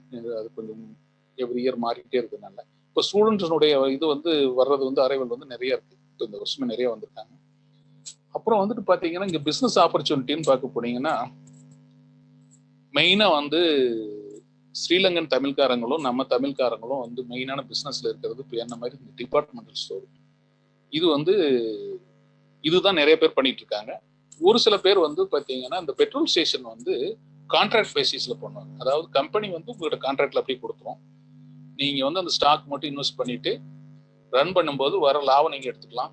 அவங்களுக்கு வந்து டெய்லி ஒரு ரெண்ட் பிளஸ் இது மாதிரி ராயல்ட்டி மாதிரி டெய்லி பே பண்ணணும், பண்ணிட்டு மீதி வர இது பண்ணலாம். அது இப்போ கொஞ்சம் வந்து அந்த பிசினஸ் வந்து கொஞ்சம் நிறைய பேர் வெளியில வர்றாங்க, என்னன்னு தெரியல. பட் அது ஒண்ணு. இப்போதைக்கு வந்து பாத்தீங்கன்னா இங்க ரியல் எஸ்டேட் நல்ல பயங்கரமா பூம் ஆயிட்டு இருக்கு, நல்லா மேல வந்துட்டு இருக்கு. இந்த கோவிட்க்கு அப்புறம் எல்லாமே வந்து பிரைஸ்ல இருந்து எல்லாம் டவுன் ஆயிரும் அப்படின்னு நினைச்சாங்க. பட் பிரெக்சிட்டுக்கு அப்புறமா எல்லாம் பயந்தாங்க. இன்னும் பில்டிங்ல வாங்குறவங்க இன்வெஸ்ட் பண்றவங்க எல்லாம் வந்து யோசிச்சுட்டு இருந்தாங்க. ஒரு பாத்தீங்கன்னா ஒரு 20% 30% பிரைஸ் மேல போயிட்டே இருக்கு இப்போ. அதனால இப்போ அது ஒரு நல்ல வாய்ப்புகள் இருக்குது. ஸோ இந்த ஊர்ல ப்ராப்பர்ட்டி மெயின்டைன் பண்றது ஈஸி. நம்ம வந்து வெளிநாடு போயிட்டோம்னா கூட வந்து ஏஜென்சி இருக்காங்க, அவங்ககிட்ட கொடுத்துட்டு அவங்க வந்து உங்களுக்கு ரெண்ட் வாடகை கொடுத்து ரெண்ட் வாங்கி உங்களுக்கு பேங்க்ல அனுப்பிச்சுடுவாங்க. மெயின்டெனன்ஸ் மட்டும் அவங்க அந்த அதுல இருந்து காசு எடுத்துருவாங்க, ஏதாவது செலவு பண்ண வேண்டிய இருந்துச்சுன்னா. ஸோ அதனால இந்த ஊர்ல வந்து யார் வேணாலும் ப்ராப்பர்ட்டி வாங்கி மெயின்டைன் பண்ண முடியும். நம்ம பக்கத்துல இருக்கணும், வாடகைக்கு வர வெளியில போக மாட்டேன்ட்டான் அப்படிங்கிற மாதிரி இதெல்லாம் ஒன்றும் கிடையாது. ஆனா வந்து எல்லாத்துலயுமே வந்து இங்க வந்து சட்டதிட்டங்கள் ரொம்ப கடுமையான ஒண்ணு. அதை வந்து 100% ஃபாலோ பண்ணித்தான் ஆகணும் நம்ம. அது வந்து நமக்கு அங்கிருந்து வந்தவங்களுக்கு அதெல்லாம் கொஞ்சம் கஷ்டம்தான். வந்து அந்த மாதிரி அதெல்லாம் நிறைய முதல்ல வந்து அதை பத்தி தெரிஞ்சுக்கணும். அது கவர்மெண்டுடைய சட்டத்திட்டங்கள் என்ன ஏதுன்னு தெரிஞ்சிட்டோம்னா அதுக்கப்புறம் ஈஸி. இங்க வந்து ஒரு லைசன்ஸ் அப்ளை பண்றது இதெல்லாம் ஈஸியான வேலை. ஆனா பட் அது தெரிஞ்சு செய்யணும். தெரிஞ்சிட்டோம்னா ரொம்ப ஈஸி, ஆன்லைன்ல பண்ணி ஈஸியா வாங்கிட்டு போகலாம். நம்ம ஊர் மாதிரிலாம் அடைய வேண்டிய அவசியம் இல்லை. இபி கனெக்ஷன் வேணும், அதுக்கு அலையணும், இதுக்கு அலையணும், எல்லாமே ஒவ்வொருத்த போன் இல்லைன்னா ஒவ்வொரு ஆன்லைன் நம்ம எல்லாம் பண்ணிட்டு போயிடலாம். ஸோ இதெல்லாம் தான் வந்து நம்முடைய இந்த ஊர்களுடைய இது. அப்புறம் வாழ்க்கை முறைங்கிறது வந்து பாத்தீங்கன்னா அது வெளிநாட்டுல இருக்கவங்களுக்கு எல்லாருக்கும் தெரியும். இந்த ஊர் ஸ்டைல் வேற, நம்ம ஊர் ஸ்டைல் வேற. ஊருக்கு தகுந்த மாதிரி மாறி வாழ்ந்துக்கணும். நம்ம ஊருக்கு வரும்போது நம்ம ஊருக்கு தகுந்த மாதிரி இருந்துக்கணும். இவ்வளவுதாங்க. வேற எது இருந்ததுன்னா கேளுங்க, நான் சொல்றேன். எனக்கு இதுல வந்து மெயினா நான் தேங்க்ஸ் சொல்லக்கூடியது வந்து பாத்தீங்கன்னா என்னுடைய ஒய்ஃபுக்கு சொல்லணும். என்னுடைய லைஃப்ல எல்லா நேரத்துலயும் வந்து எனக்கு வந்து சப்போர்ட் பண்ணியிருக்காங்க. ஸோ அவங்கதான் இதுல வந்து மெயினான ஆளு என்னுடைய லைஃப்ல கேரியர்ல. ஸோ நிறைய ஃப்ரெண்ட்ஸ் ரிலேட்டிவ்ஸ் எல்லாம் நிறைய ஹெல்ப் பண்ணியிருக்காங்க. எல்லாருக்கும் வந்து இது மூலமா இந்த வாய்ப்பு பயன்படுத்தி நான் கேட்டு சில பேர் கேட்டுட்டு இருக்கலாம், சில பேர் இல்லாம இருக்கலாம். அவங்களுக்கு எல்லாத்துக்கும் ஒரு நன்றி சொல்லிடுறேன் நான். சொல்லுங்கம்மா, அப்படிங்க மேல என்ன சொல்லணும் கேளுங்க. மிக்க ஒரு அருமையான ஒரு இயல்பான ஒரு சந்தோஷமான மனநிறைவு கொடுக்கக்கூடிய ஒரு சொந்தத்துல பக்கத்துல உட்கார்ந்துகிட்டு பார்க்க மாதிரி ஒரு சூழ்நிலையில உங்களுடைய எந்த அளவுக்கு போர் அடிச்சதுன்னு எனக்கு தெரியல. இல்ல கண்டிப்பாக நீங்க நினைக்கிற மாதிரி இல்லைங்க. பக்கத்துல உட்கார்ந்து நம்ம சொந்தத்துக்கிட்ட பேசுற மாதிரி ஒரு ஃபீல் கண்டிப்பா எல்லாத்துக்கும் இருந்திருக்கும் நானும் நினைக்கிறேன். நிறைய பேர் நான் வீடியோல பாக்குறேன், நிறைய சொந்தங்கள் அதை ஆமோதிக்கிறாங்க. So definitely it is a very interesting session. நீங்க ரொம்ப எளிய நடைமுறையில ஒரு உற்சாகம் கலந்த மனநிலையில உங்களுடைய கஷ்டத்தையும் ஒரு இயல்பான ஒரு தோற்றத்துல ஒரு புன்முறுவலோட சொன்னது வந்து நிறைய பேர்த்துக்கு ஒரு சோகத்தை தாண்டி நம்ம எப்படி ஒரு வெற்றி பெற வேண்டும் அப்படிங்கிற இன்றைய ஒரு தலைப்புக்கு வெற்றிகரமான ஒரு பயணம் வந்து வீரம், விவேகம், வேகம் எல்லாமே சேர்ந்து ஒருங்கே அமைய பெற்றாதான் நம்ம வாழ்க்கையில சந்திக்க முடிகிற ஒவ்வொரு இடர்பாடுகளையும் வெற்றி மைல்கல்லாக மாற்ற முடியும் அப்படிங்கிறத வந்து நீங்க இயல்பான ஒரு மனநிலையில சொன்னது கண்டிப்பாக நிறைய சொந்தங்கள் இன்னைக்கு நான் அந்த கேலரியில வீடியோ செஷன்ல பார்க்கும் பொழுது குடும்பத்தோட பங்கு கொள்ற அனைத்து சொந்தங்களும் அதைய சந்தோஷமான ஒரு புன்முறுவலோட நம்ம கிட்ட சொல்லுவது பார்த்தா கண்டிப்பா உங்களுடைய இன்றைய காணொளி அருமையாக இருந்தது என்ற கருத்தில் எந்தவித ஒரு மாற்றமும் இல்லை. நம் சொந்தங்கள் நிறைய கேள்வி கேட்டிருக்காங்க. அதுல இருந்தே தெரியுது உங்களுடைய ஒரு சிறப்புரை வந்து நிறைய பேர்த்த ஒரு தூண்டுகோலாக அவர்களுடைய அறிவு கதவை தட்டி இருக்க வேண்டும், அல்லது நிறைய கேள்விகளை கேட்டு அந்த சந்தர்ப்ப சூழ்நிலைகளில் முக்கியமாக தோல்விகளில் துவண்டு போகாமல் எப்படி நம்ம வெற்றிகரமாக வரணும் அப்படிங்கிற சில விஷயங்கள் எல்லாம் அவங்க கேட்டிருக்காங்க. சோ அந்த கேள்விகளுக்கு செல்லும் முன்னர் நம் சொந்தத்தின் இன்றைய காணொளி நிறைய பேர் நம்மளுடைய செஷன் ஆரம்பிச்சதுக்கு பிறகு, ஆன்லைன் செஷன் ஆரம்பிச்சதுக்கு பிறகு ஜாயின் பண்ணியிருக்கீங்க. இப்பொழுது 140 சொந்தங்கள் இணைந்திருக்கிறீர்கள். அவர்களுக்கு இன்றைய ஒரு காணொளி நீங்க மிஸ் பண்ணியிருப்பீங்க ஆரம்பத்துல. நம் சொந்தத்தின் காணொளி உங்களுக்காக இப்பொழுது வரப்பிருக்கிறது. அதை முடிஞ்ச உடனே நம்ம கேள்வி பதில்களை உங்களுடைய கேள்விக்குண்டான பதில்கள் நம்முடைய சிறப்பு விருந்தினர் உங்களுக்கு தெரிவிப்பார். இன்றைய காணொளியின்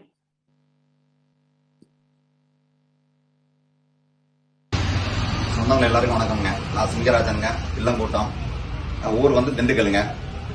நம்மளை வந்து இந்த அளவுக்கு இணைச்சு கொண்டு போயிட்டு இருக்கிற கேபிஎன் பழனி மாமாவுக்கு வந்து முதல்ல நான் நன்றியை தெரிவிச்சுக்கிறேங்க.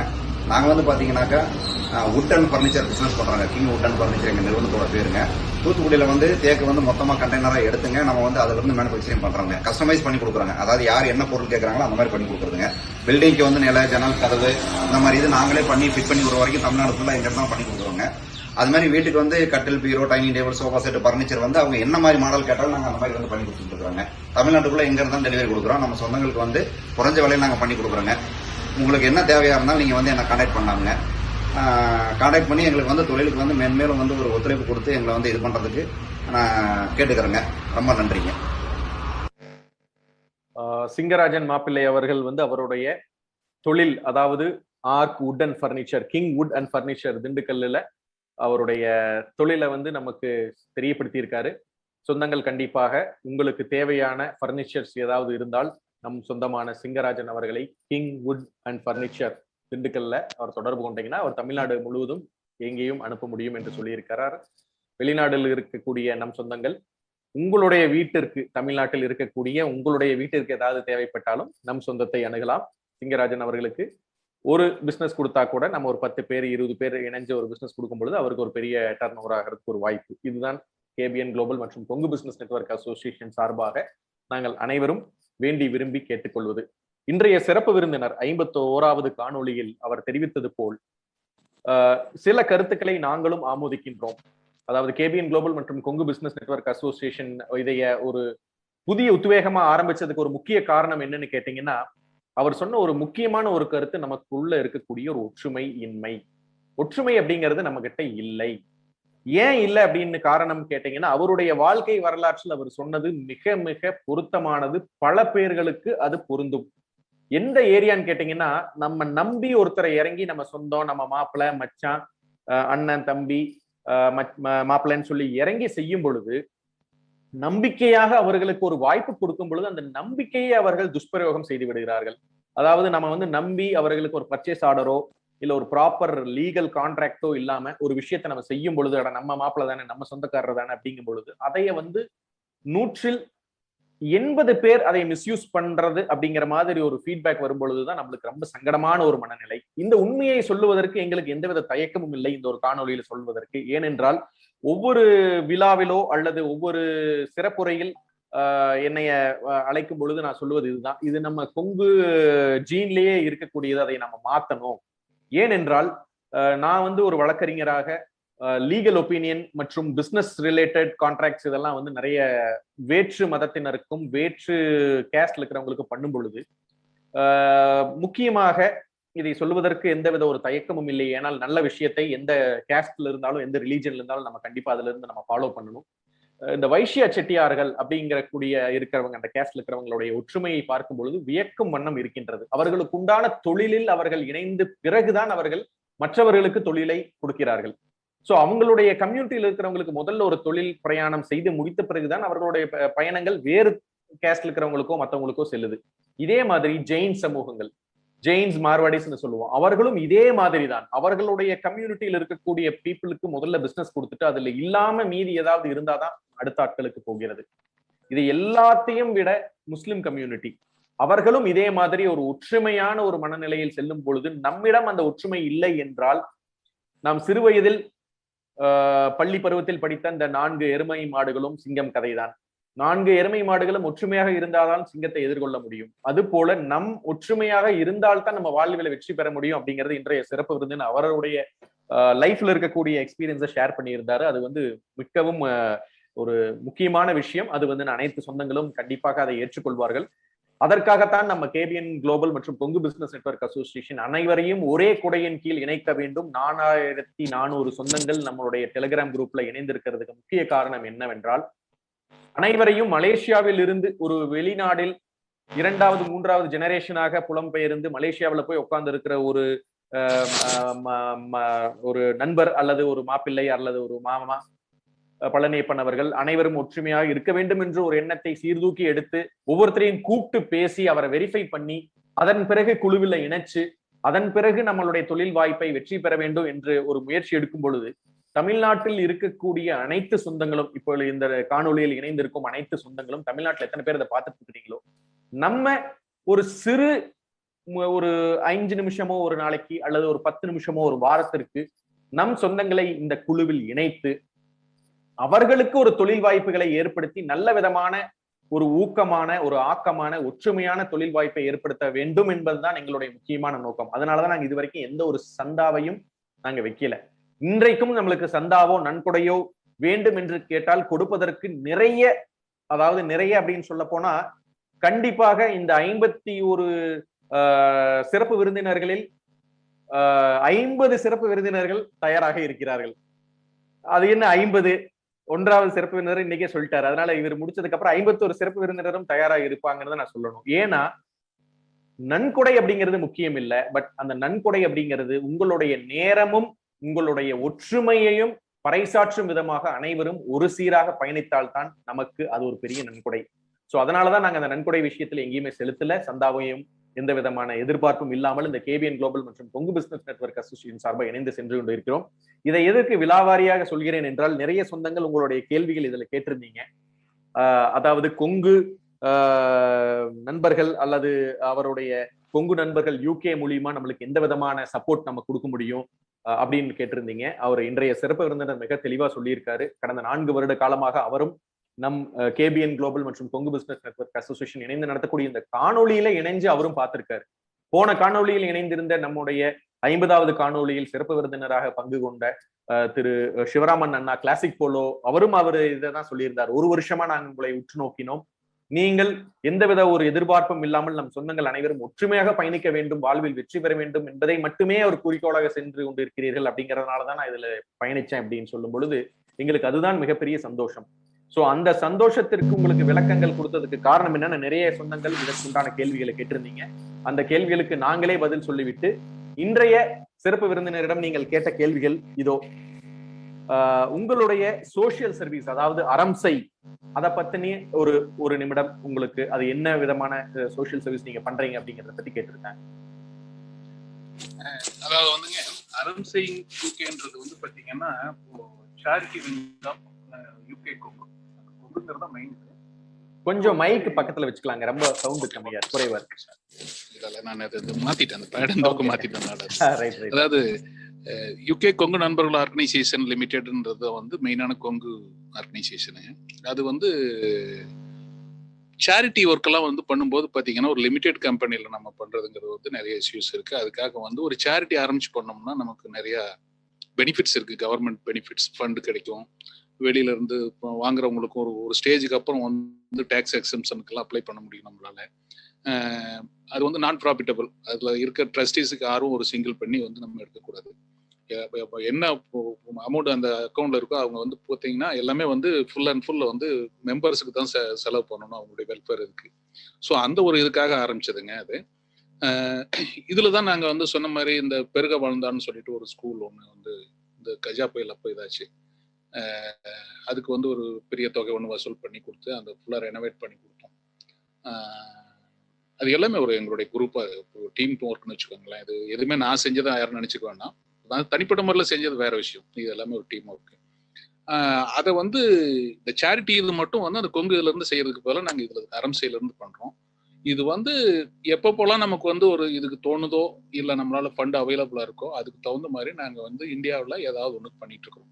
இப்போ கூட வந்து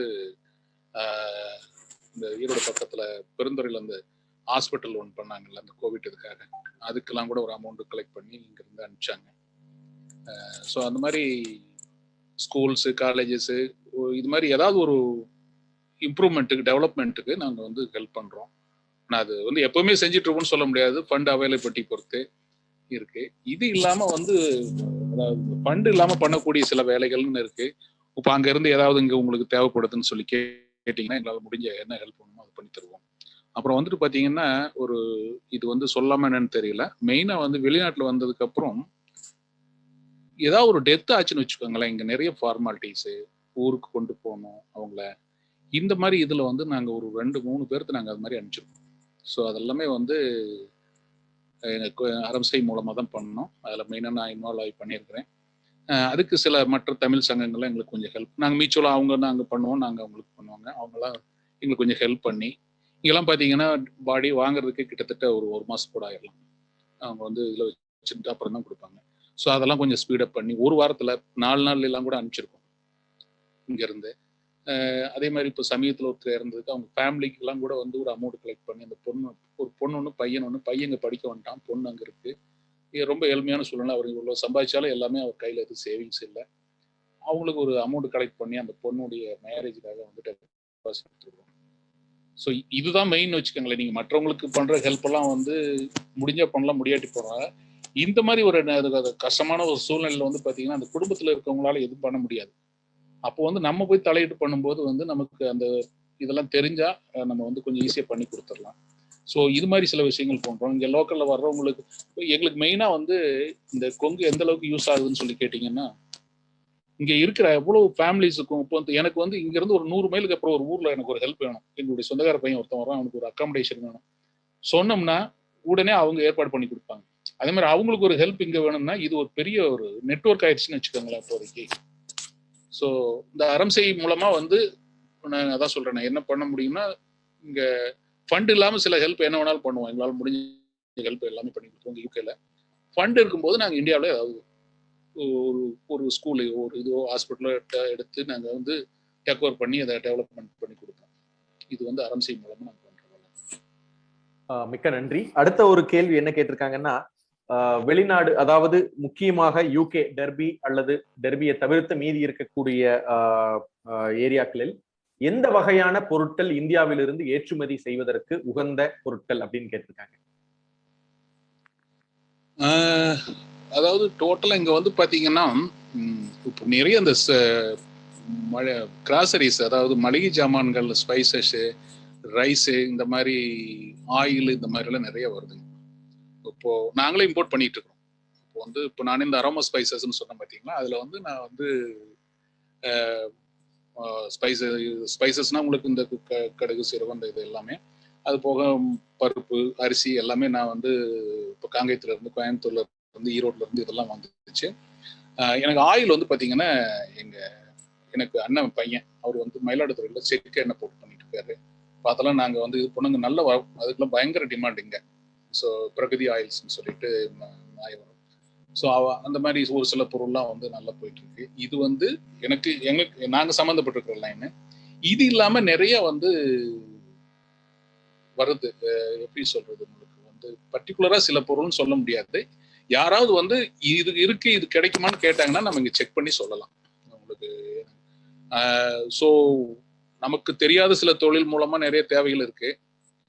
இப்போ வந்து ஹேண்ட்லூம்ஸ் கரூர்ல இருந்து, திருப்பூர்ல இருந்துலாம் இங்க நிறைய வருது. அதெல்லாம் அவங்க கம்பெனி அங்கிருந்து டைரக்டா ஆர்டர் எடுப்பாங்க.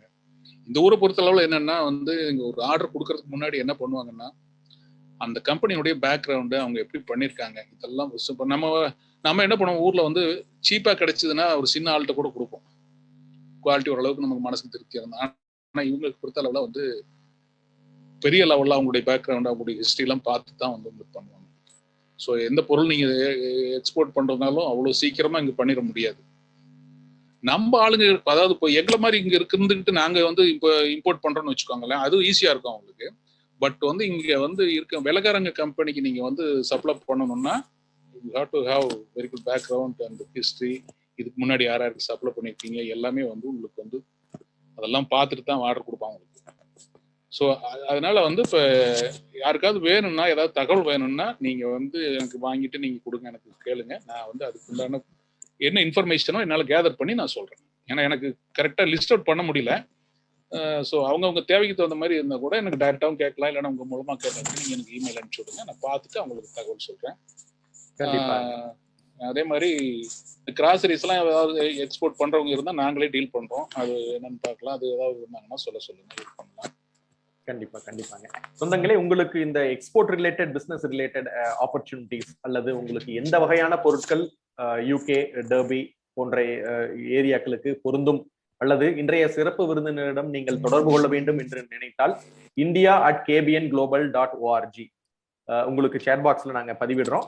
india@kbnglobal.org இந்த முகவரிக்கு நீங்க வந்து உங்களுடைய கம்பெனி பற்றிய ஒரு தகவல்களை, மேபி உங்களோட கம்பெனி ப்ரொஃபைல், உங்களுடைய கான்டாக்ட் நம்பர்ஸ், மொபைல் நம்பர்ஸ், உங்களுடைய இமெயில் ஐடி தெரிவிச்சு உங்களுக்கு என்ன வகையான ஒத்துழைப்பு அல்லது எந்த வகையான விஷயங்கள் உங்களுக்கு இன்றைய சிறப்பு விருந்தினரிடம் இருந்து வேண்டும் என்பதை நீங்கள் தெரியப்படுத்தினால் அந்த இமெயில் மின்னஞ்சலை நம்மளுடைய சிறப்பு விருந்தினருக்கு அனுப்பி வைக்கப்படும். அதன் பிறகு அவர் உங்களுக்கு டைரக்டா பதில் அளிப்பார், அல்லது எங்களுக்கு திருப்பி பதில் அளிக்க வேண்டிய ஒரு சூழ்நிலை இருந்தா அதை நாங்க உங்களுக்கு திருப்பி ஃபார்வர்ட் பண்ணுவோம். எதற்காக இந்த விஷயம் கேபிஎன் மூலியமா நாங்க அனுப்புறோம் அப்படின்னா, நிறைய சொந்தங்கள் நம் சிறப்பு விருந்தினர்களை அவர்களுடைய நேரம், அலுவல்கள், இங்க இருக்கிற நேரத்திற்கும் யூகே நேரத்திற்கும் இந்தியா டைமுக்கு 4.5 மணி நேரம் வித்தியாசம் இருக்குது. சில பேருக்கு தெரியாம அவங்கள அன்டைம்ல டிஸ்டர்ப் பண்ணிடக்கூடாது, இல்ல அவங்களுடைய அலுவல் நேரத்துல டிஸ்டர்ப் பண்ணிடக்கூடாதுங்கிறதுக்காக கொங்கு பிசினஸ் நெட்வொர்க் அசோசியேஷன் சார்பாக, கேபிஎன் குளோபல் சார்பாக நாங்க இந்த ஒரு புரோட்டோகால் வச்சிருக்கோம். ஸோ அதனால உங்களுக்கு சேட் பாக்ஸ்ல பாத்தீங்கன்னா நம்மளுடைய மின்னஞ்சல் முகவரி, இமெயில் அட்ரஸ் இருக்கு.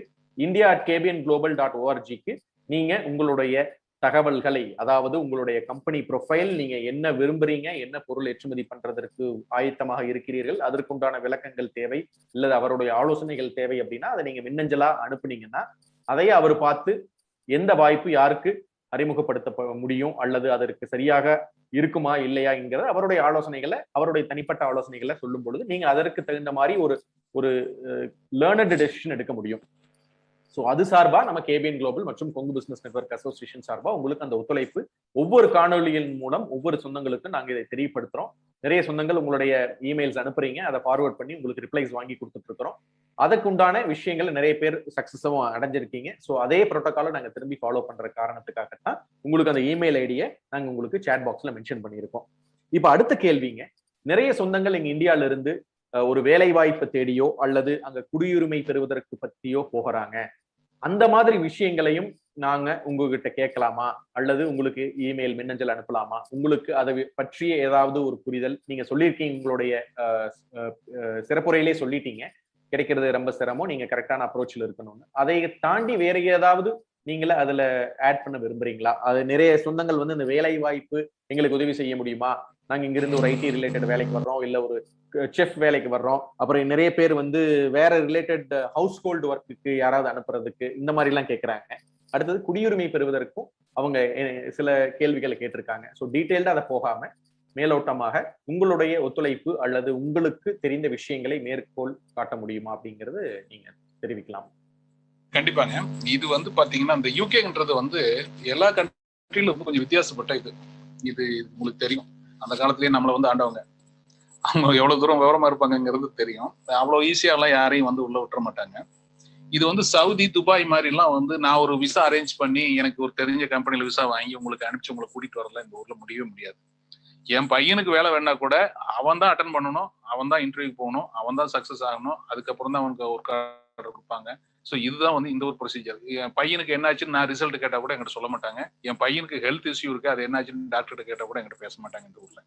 ஸோ இது வந்து ஃபர்ஸ்ட் வந்து உங்களுக்கு நீங்க வந்து இங்க முதல்ல ஜாப் வந்து சர்ச் பண்ணுங்க. உங்களுக்கு தேவைன்னா நான் சொன்ன மாதிரி ஃபீல்டுல இருந்தா நீங்க கண்டிப்பா வர முடியும், ஏதாவது ஒரு வகையில வர முடியும்.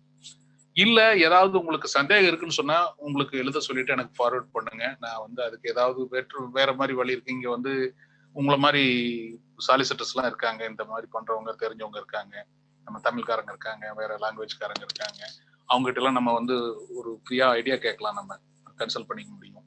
ஸோ இந்த மாதிரி இருக்காங்க, வர்றதுக்கு என்ன பண்ணலாம், அதுக்கு சில ஆலோசனைகள்லாம் அவங்க சொல்லுவாங்க, வழிமுறைகளை சொல்லுவாங்க, நம்ம அதை ஃபாலோ பண்ணி கூட வர முடியும். முதல்ல வந்து இது வேற ஒரு விசா இருந்துச்சுங்க, HSMP நினைக்கிறேன். அந்த விசா வந்து பாத்தீங்கன்னா ஒரு மாஸ்டர் டிகிரி முடிச்சிருந்தீங்கன்னா பாயிண்ட் பேசிஸ்ல வந்து உங்களுக்கு வந்து உங்க ஏஜுக்கு ஒரு பாயிண்ட் கொடுப்பாங்க, உங்க குவாலிஃபிகேஷனுக்கு ஒரு பாயிண்ட் கொடுப்பாங்க. அது மாதிரி ஒவ்வொரு இதுக்கும் வந்து பாத்தீங்கன்னா ஒரு ஏரியாவுக்கும் ஒரு பாயிண்ட் சிஸ்டம் இருக்கும். அந்த பாயிண்ட் சிஸ்டம் மீட் அவுட் ஆகும்போது ஆட்டோமேட்டிக்கா உங்களுக்கு விசா கொடுத்துருவாங்க. நீங்க வந்து அதுக்கப்புறம் நீங்க வந்து வேலை தேடிக்கலாம். ஆனா உங்களுடைய சொந்த செலவுகள்ல நீங்க அதெல்லாம் பண்ணிட்டு இருக்கணும். இது ஒரு ஆப்பர்ச்சுனிட்டி இருந்துச்சு, இதை இடையில நிறுத்திட்டாங்க. அப்புறம் வந்து பாத்தீங்கன்னா அதுவே வந்து ஒரு வருஷத்துக்கு இவ்வளவு பேருங்கிற மாதிரி கொண்டு வந்தாங்க. இப்போ வந்து அது எந்த அளவுக்கு இருக்குங்கிறத வேணா நான் கேட்டு சொல்றேன். அது மாதிரி ஏதாவது ஒரு மாஸ்டர் டிகிரி முடிச்சவங்க இந்த மாதிரி வரணும் அப்படின்னா வரலாம். ஐடி ஜாப் எப்படி இங்க கிடைக்குதுன்னா, ஐடி ஜாப் வந்து நிறைய வந்துட்டு போயிட்டு இருக்காங்க நம்ம ஊர்ல இருந்து.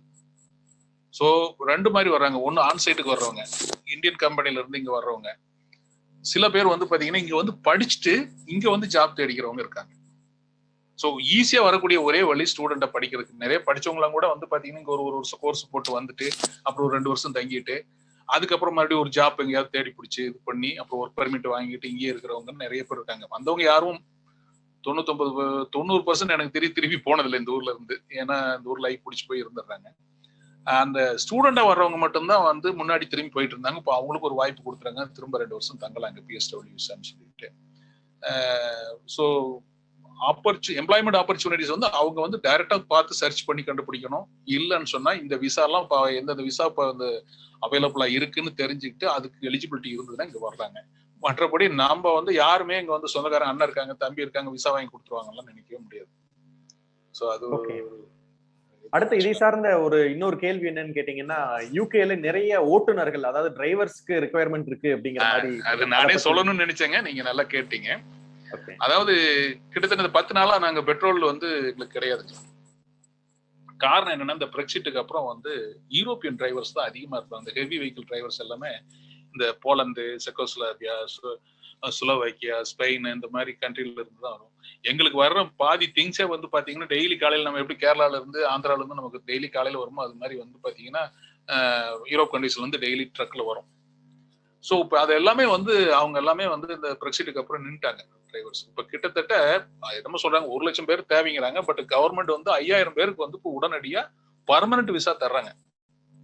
ஹெவி வெஹிக்கிள் டிரைவிங் தெரிஞ்சவங்க இங்கிலீஷ் தெரிஞ்சிருந்தா போதும், இங்க வர்றதுக்கு சான்சஸ் வந்து ரொம்ப அதிகம். அருமையான சம்பளம் கொடுக்குறானுங்க. நல்ல ஒரு ஐடியை விட நல்ல சம்பளம் கிடைக்கும் எனக்கு தெரிஞ்சு. அவங்க அனௌன்ஸ் பண்ணிருக்கிறது ஏதோ கம்மி, பட் வேலைகளும் வந்து பாத்தீங்கன்னா நம்ம ஊர் மாதிரிலாம் வந்து 15 நாளைக்கு நார்த் இந்தியா போயிட்டு வரணும் அப்படின்னு சொல்லிட்டு இந்த என்பி நேஷனல் பெர்மிட் லாரி இருக்கலாம், அப்படிலாம் இங்க கிடையாது. இங்கெல்லாம் இங்க இருந்து போனாலுமே 8 hours போனோடனே அவன் இத்தனை மணி நேரம் ரெஸ்ட்னு சொல்லி இருக்குது. அது அந்த ரெஸ்ட் முடிச்சுட்டு தான் அடுத்த வண்டி எடுத்து போவாங்க. ஸோ அதெல்லாம் ரொம்ப ஃபிளெக்சிபிளா இருக்கும் இங்க வந்து வேலை பார்க்கறது. நல்ல சம்பளம், அருமையான இது அது.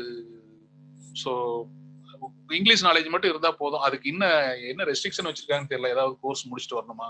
இப்போ ஏன்னா ஸ்டூடெண்ட் வரவங்களுக்கு எல்லாம் IELTS பாஸ் பண்ணிட்டு வரணுங்க ஒரு இங்கிலீஷ் லாங்குவேஜ். அது மாதிரி இதுக்கு ஏதாவது வச்சிருக்காங்களான்னு தெரியல. அது வேணா கேட்டு சொல்லலாம். அது மாதிரி இப்போ இமீடியட்டா வர்றதுக்கு வந்து டிரைவர் வாண்டட், அது வரலாம். ஹெவி வெஹிக்கிள் டிரைவர்ஸ் இங்க வந்து அதுக்கப்புறம் ட்ரைனிங் கொடுப்பாங்க. இருந்தாலும் ஜாப் கிடைக்கும், போகலாம் ஈஸியா இன்னைக்குள்ள சூழ்நிலை. இப்போ வந்து ஆர்மி வச்சுதான் வந்து பெட்ரோல்லாம் சப்ளை பண்ணிட்டு இருக்காங்க இங்க. Okay okay. அடுத்த கேள்வி முக்கியமாக அந்த ஆர்கானிக் ப்ராடக்ட்ஸ் மற்றும் மூலிகை மருத்துவ மூலிகை பொருட்கள் வந்து எந்த வகையான ஒரு எதிர்பார்ப்பு அங்க இருக்கிறது, எப்படி ஏற்றுமதிக்கு உகந்ததா அப்படின்னு கேட்டிருக்காங்க. அதாவது ஃபுட் வகையில பாத்தீங்கன்னா ஆர்கானிக் இதுக்கு வந்துட்டு ஒரு குரூப் ஆஃப் பீப்புள்ஸ் வந்து அதை ரொம்ப ப்ரிப்பேர் பண்றாங்க. எங்களுக்கு வந்து இன்னைக்கு ஒரு பருப்புன்னு வச்சுக்கோங்களேன், தோரம் பருப்பு இன்னைக்கு வந்து 4 பவுண்டுக்கு சாதாரண மார்க்கெட்ல கிடைக்குதுன்னா ஆர்கானிக் வந்து 6 பவுண்டு 7 பவுண்டு கொடுக்கறது கூட ரெடியா இருக்காங்க. எதுக்கு சொல்றேன்னா இப்போ நான் ரீசெண்டா வந்து ஆர்கானிக் இதுதான் நான் கொண்டு வந்தேன் இங்க. அதுக்குன்னு ஒரு குரூப் ஆஃப் பீப்புள்ஸ் இருக்காங்க, இது பண்றாங்க. அதே மாதிரி ஆர்கானிக் மெடிசனை பொறுத்த அளவுல வந்து எனக்கு அது சம்மந்தம் இல்லாத ஃபீல்டு தெரியல. பட் ஆனா இந்தியாவில இருந்து நிறைய வருது நமக்கு வந்து பாத்தீங்கன்னா. அந்த நான் இந்தியாவில் இருக்கும்போதே நான் பாம்பேல 4 வருஷம் இருந்தேன். அப்போ வந்து நான் இந்த எக்ஸ்போர்ட் கம்பெனிக்கெல்லாம் நான் போய் பார்த்து பேசியிருக்கிறேன். அப்போலாம் பாத்தீங்கன்னா நிறைய ஆப்பர்ச்சுனிட்டி. வேப்பந்தலை இருக்கு பாத்தீங்களா, ஒரு உதாரணம் சொல்றேன். அது மாதிரி நிறைய பொருள் இருக்கு. எல்லா பொருளுமே ஏற்றுமதி ஆகுது. வந்து இந்த வேப்ப இலை இருக்கு பாத்தீங்களா, அதை கொண்டு வந்து நிழல்ல காய வச்சு அதை பேக் பண்ணி, அதை வெயில காய வச்சீங்கன்னா உடஞ்சிரும், நிழல்ல காய வச்சீங்கன்னா அப்படியே கொஞ்சம் சாஃப்டா இருக்கும். அதை இது பண்ணி அது மாதிரி ஈச் அண்ட் எவ்ரி திங்ஸ் வந்து நீங்க இம்போர்ட் பண்ணலாம். பட் என்னன்னா அந்த லைனுக்குள்ள நீங்க போய் பார்க்கணும். ஏன்னா இப்போ நான் வந்து அந்த லைன்ல இருந்தா ஈஸியா சொல்லிடுவேன். இப்போ அது மாதிரி எல்லாம் இந்த கண்ட்ரியை பொறுத்தளவுல எல்லாம் வெளிநாட்டுல இருந்து அங்க வருது. அதுவும் இந்த மூலிகை பொறுத்த அளவுல நம்ம கண்ட்ரி வந்து பெஸ்ட். ஸோ வந்து இவங்க வந்து அங்கிருந்து வாங்கி தயார் பண்ணித்தான் நமக்கு திருப்பி அங்க வித்துட்டு இருக்காங்க. நம்ம முதல்ல அதை புரிஞ்சுக்கணும். நம்ம அதெல்லாம் வாங்காம நம்ம அதெல்லாம் யூஸ் பண்ணலாம் நம்ம ஊர்ல, என்னங்க. அது வந்து நிறைய இருக்கு. அது அவங்கவுங்க ஃபீல்ட்ல இப்போ எனக்கு யாரோ ஒருத்தருக்கு ஒரு மூலிகை அவைலபிளா இருக்குன்னு சொன்னா அதை கொஞ்சம் ரிசர்ச் பண்ணி பார்க்கணுங்க. அதெல்லாம் வந்து சின்ன வேலை இல்லை. மெடிசனை பொறுத்த அளவுல வந்து அது ஒரு பெரிய இது. அதே மாதிரி இந்த மெடிசன் சம்பந்தப்பட்ட எக்ஸ்போர்ட் இம்போர்ட் இதெல்லாம் நிறைய பண்ணிட்டு இருக்காங்க. ஸோ அதெல்லாம் கொஞ்சம் ரிசர்ச் பண்ணி தான் பண்ண முடியும். அதெல்லாம் வந்து அந்த மாதிரி ஃபுட் ஐட்டத்தை பொறுத்த அளவுல வந்து நல்ல இது இருக்கு, ஆப்பர்ச்சுனிட்டிஸ் இருக்குது. அது பண்ணலாம். அதாவது ஆர்கானிக் ஃபுட் வந்து சப்ளை பண்றவங்க இருந்தா என்னையே கான்டாக்ட் பண்ணலாம். நாங்க வந்து எப்படின்னு பேசலாம் கூட. அது மாதிரி இருக்கவங்க கண்டிப்பாங்க. சொந்தங்களே, நீங்க உங்களுடைய கேள்விகள் 2-3 நபர்கள் வந்து ஆர்கானிக் ப்ராடக்ட்ஸ் UK மார்க்கெட்ல எப்படி இருக்கும்னு கேட்டிருந்தீங்க. உங்களுடைய பொருட்கள் நீங்க என்ன செய்யறீங்க, உங்களுடைய பொருட்கள் எத்தனை வருஷமா நீங்க மேனுஃபேக்சர் பண்ணிட்டு இருக்கீங்க, உங்களுடைய மார்க்கெட்டிங் பிளஸ் மேனுஃபேக்சரிங் செட்டப் என்ன, ஏற்றுமதி பண்ணியிருக்கீங்களா இல்லையா, ஏற்றுமதி பண்ணியிருந்தீங்கன்னா எந்தெந்த கண்ட்ரிகளுக்கு ஏற்றுமதி பண்ணியிருக்கீங்க, இப்படி பலதரப்பட்ட தகவல்களை உங்களுடைய இமெயில்ல உங்களுடைய ப்ரொஃபைல் அட்டாச் பண்ணி india@kbnglobal.org அனுப்புங்க. அதையும் நம்ம சிறப்பு விருந்தினருக்கு அனுப்பி உங்களுக்கு அங்க ஏதாவது ஏற்றுமதிக்கு உண்டான ஆர்கானிக் ப்ராடக்ட்ஸ்க்கு உண்டான வாய்ப்புகள் ஏற்படுத்த முடியுமா அப்படிங்கிறத பத்தி நாங்க சொல்றோம். இதே சார்ந்த இன்னொரு கேள்வி கேட்டிருக்காங்க. இந்திய ஆர்கானிக் சான்றிதழ் வெளிநாடுகளில் செல்லுபடி ஆகுவதில்லை, ஏன், அதற்கு என்ன பண்ணணும் அப்படின்னு கேட்டிருக்காங்க. இது கேள்விக்கு அடிஷனல் கேள்வியா? ஆமாங்க. இப்போ நானே வந்து ஆர்கானிக்னு ஃபுட்டு கொண்டு வந்தாலுமே இங்க ஆர்கானிக் ஃபுட்டுன்னு அட்வர்டைஸ் பண்ண முடியாது நான்.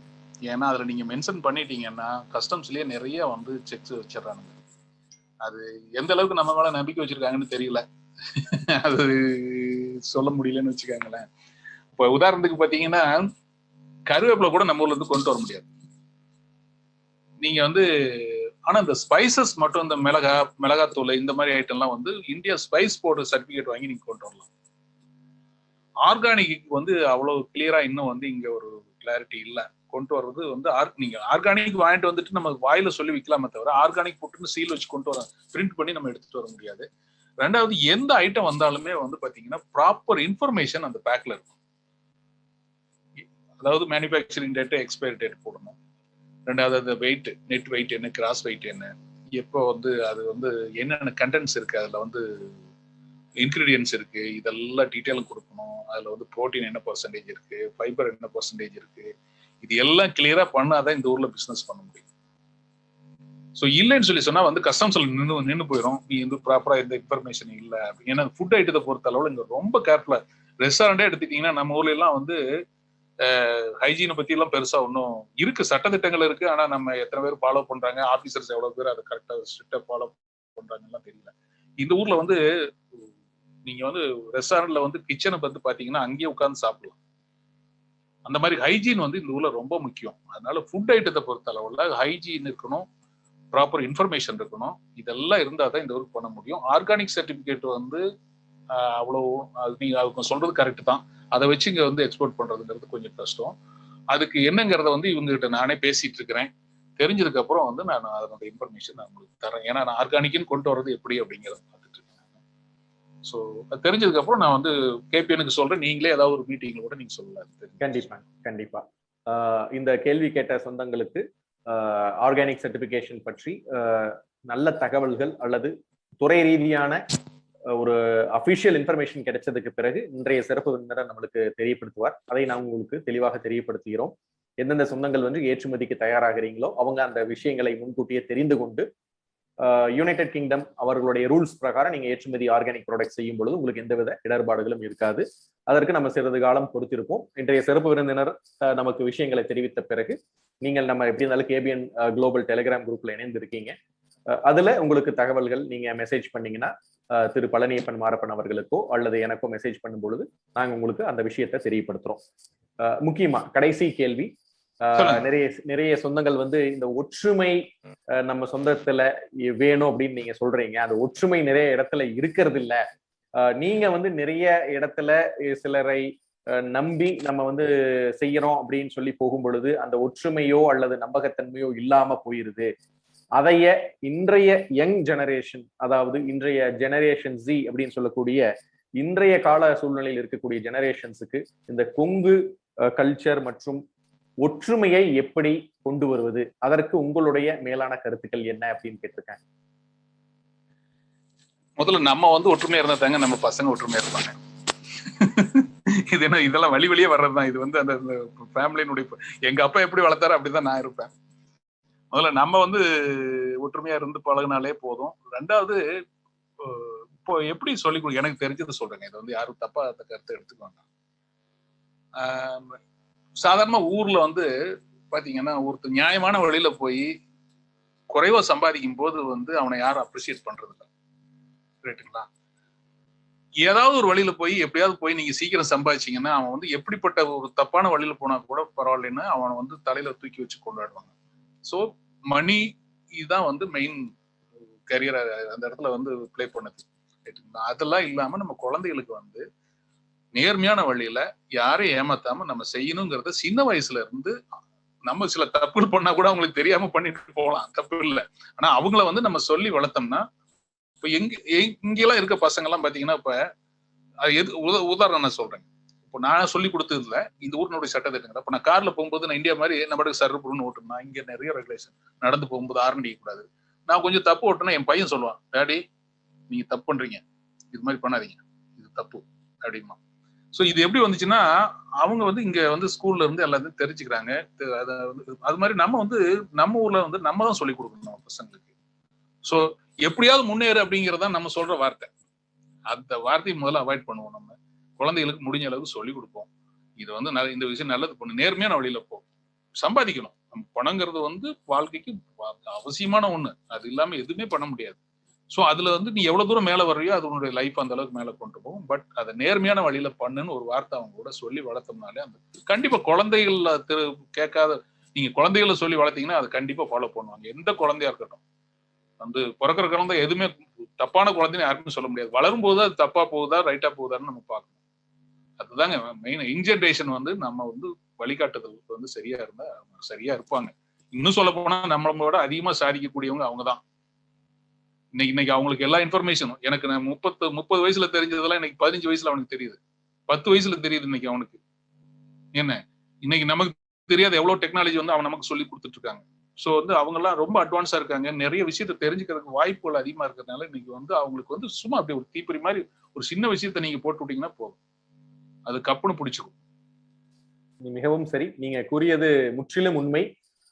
எதற்காக அதை ஒரு எக்ஸாம்பிளோட சொல்ல விரும்புறேன் அப்படின்னா, இன்றைய நம்ம கேபிஎன் குளோபல் டெலிகிராம் குரூப்ல முதல் தலைமுறை, இரண்டாம் தலைமுறை தாண்டி மூன்றாவது தலைமுறை, அதாவது அப்பா, மகன், பேரன் 3 பேரும் இந்த கேபிஎன் டெலிகிராம்ல நம்ம கேபிஎன் குளோபல் டெலிகிராம் குரூப்ல இணைஞ்சு அவர்களுடைய தொழிலை குடும்பம் சகிதமாக ஒரு மார்க்கெட்டிங் பண்றதை வந்து உண்மையிலுமே எங்களுக்கு வந்து ஒரு பெருமைக்குரிய ஒரு விஷயமாக நான் இந்த இடத்துல பதிவு செய்ய விரும்புறேன்.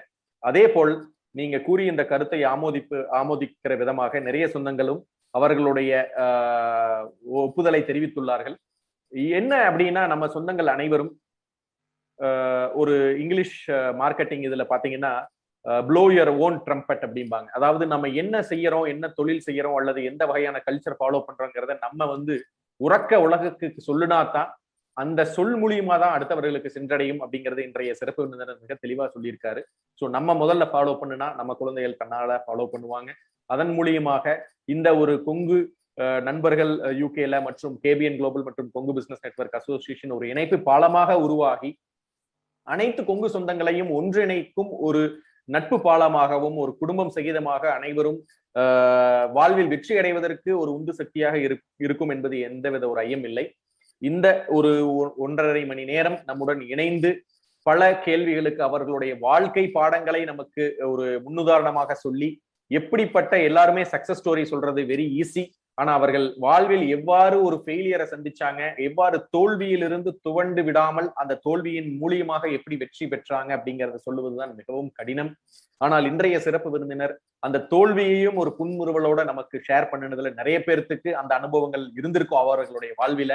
அந்த வாழ்வில் இருக்கக்கூடிய அந்த கசப்பான அனுபவங்களையே கடைசி வாழ்க்கை வரைக்கும் நம்ம கொண்டு சென்று முன்னேறாமல் நிறைய பேர் அதைய மனசுல வருத்தி கொண்டு இல்லாமல், இன்றைய சிறப்பு விருந்தினர் சொல்லியது போல் அவர்களுடைய வாழ்வில் இருக்கக்கூடிய அந்த கசப்பான விஷயங்களை தூக்கி ஓரம் தள்ளிவிட்டு எந்தவித விஷயங்களையும் முன்னோக்கி செல்ல வேண்டும் என்று கூறி அவர் இன்றைய காணொளியில் நம்முடன் இணைந்திருக்கின்றார். அவர்களுக்கு கேபிஎன் குளோபல் மற்றும் கொங்கு பிசினஸ் நெட்வொர்க் அசோசியேஷன் சார்பாக கோடான கோடி நன்றிகளை, உங்களின் சார்பாகவும் 4000ற்கு மேற்பட்ட சொந்தங்கள் நம்முடன் இணைந்திருக்கும் இந்த கேபிஎன் குளோபல் மற்றும் கொங்கு பிசினஸ் நெட்வொர்க் அசோசியேஷன் சார்பாக அனைவரின் சார்பாக அவருக்கு ஒரு கோடான கோடி நன்றிகளை தெரிவித்துக் கொள்கிறோம். தொழில் மற்றும் வணிகம் செய்யும் கொங்கு வேளாள கவுண்டர் சொந்தங்களை இணைக்கும் பாலமாக கேபிஎன் குளோபல் என்ற டெலிகிராம் குரூப் செயல்பட்டு வருகிறது. 39 நாடுகளைச் சேர்ந்த 3585 கொங்கு வேளாள கவுண்டர் சொந்தங்கள் அதில் ஒரே குடும்பமாக தொழில் விவரங்களையும் தொழில் வாய்ப்புகளையும் அவர்களுக்குள் பரிமாறிக்கொண்டு உள்ளார்கள். இந்த குழு எந்த ஒரு அரசியல் கட்சியையோ அரசியல் தலைவர்களையோ பின்பற்றாத ஒரு குழுவாகும். நமது சமுதாயத்தின் மேல் அக்கறை கொண்டு முற்றிலும் நம் மக்களின் வர்த்தகத்தை உயர்த்த வேண்டும் என்ற உன்னத நோக்கில் செவ்வனே செயல்பட்டு வருகிறது. KBN என்ற பெயரில் மலேசியா கோலாலம்பூரில் பழனியப்பன் மாரப்பன் அவர்களால் தொடங்கப்பட்டு தற்போது தமிழ்நாட்டில் Kongu business network KBN association என்ற பெயரில் தமிழ்நாடு அரசில் பதிவு செய்யப்பட்டு தொழில் முனையும் கொங்கு சொந்தங்கள் ஆதரவோடு சிறப்புடன் செயல்பட்டு வருகிறது. KBN குளோபல் குழு தவிர வேறு எந்த ஒரு பெயரிலும் வாட்ஸ்அப் குழு, டெலிகிராம் குழு கிடையாது. இது நமது கொங்கு சொந்தங்களின் தொழில் மற்றும் சமுதாய முன்னேற்றத்திற்கு சேவை மனப்பான்மையுடன் உருவாக்கப்பட்ட அரசியல் சார்பற்ற அமைப்பு. இந்த குழுவில் இணைவதற்கு எந்த ஒரு கட்டணமும் கிடையாது. ஒரு சிலர் KBN பெயரை பயன்படுத்தி சந்தா வசூலித்து சுய லாபத்துக்காக குழுக்களை அமைத்துக் கொண்டிருக்கின்றனர். அவ்வாறு செயல்படும் குழுவுக்கும் நமக்கும் எந்த தொடர்பும் கிடையாது. 100 விழுக்காடு தொழில் சம்பந்தப்பட்ட பதிவுகள் மட்டுமே, அதுவும் இலவசமாக எந்த ஒரு சந்தாவும் இல்லாமல் நம் சொந்தங்கள் அனைவரும் முன்னேற வேண்டும் என்ற உயரிய எண்ணத்தில் பதிவுகளை அனுமதிக்கும் ஓர் உலகளாவிய வர்த்தக குழு, நம் தொழில் அபிவிருத்திக்கு ஏற்ற ஓர் உபயோகமுள்ள ஒரே குழு கேபிஎன் குளோபல் டெலிகிராம் குழு. சொந்தங்களுக்கு இது குறித்து சந்தேகங்கள் இருந்தால் +60 13299144 +6 0 13 2999 144 என்ற அலைபேசி எண்ணில் வாட்ஸ்அப் குறுஞ்செய்தி அனுப்பலாம். நன்றிகளுடன் மலேசியா பழனியப்பன் மாரப்பன் அவர்கள் சார்பாக செழியன் குமாரசாமி. நீங்கள் நமது கொங்கு சொந்தங்கள் வாழ்வில் முன்னேற வேண்டும் என்று விரும்பினால் இந்த தகவலை உங்கள் சொந்தங்களுடன் பகிர்ந்து மகிழ்ந்திட அன்புடன் வேண்டுகிறேன். கேபிஎன் குளோபல் டெலிகிராம் குழுவில் இணைந்து உங்கள் தொழில் வணிக உறவுகளை விரிவுபடுத்தி வளம் பெற வாழ்த்துகிறேன். வணக்கம்.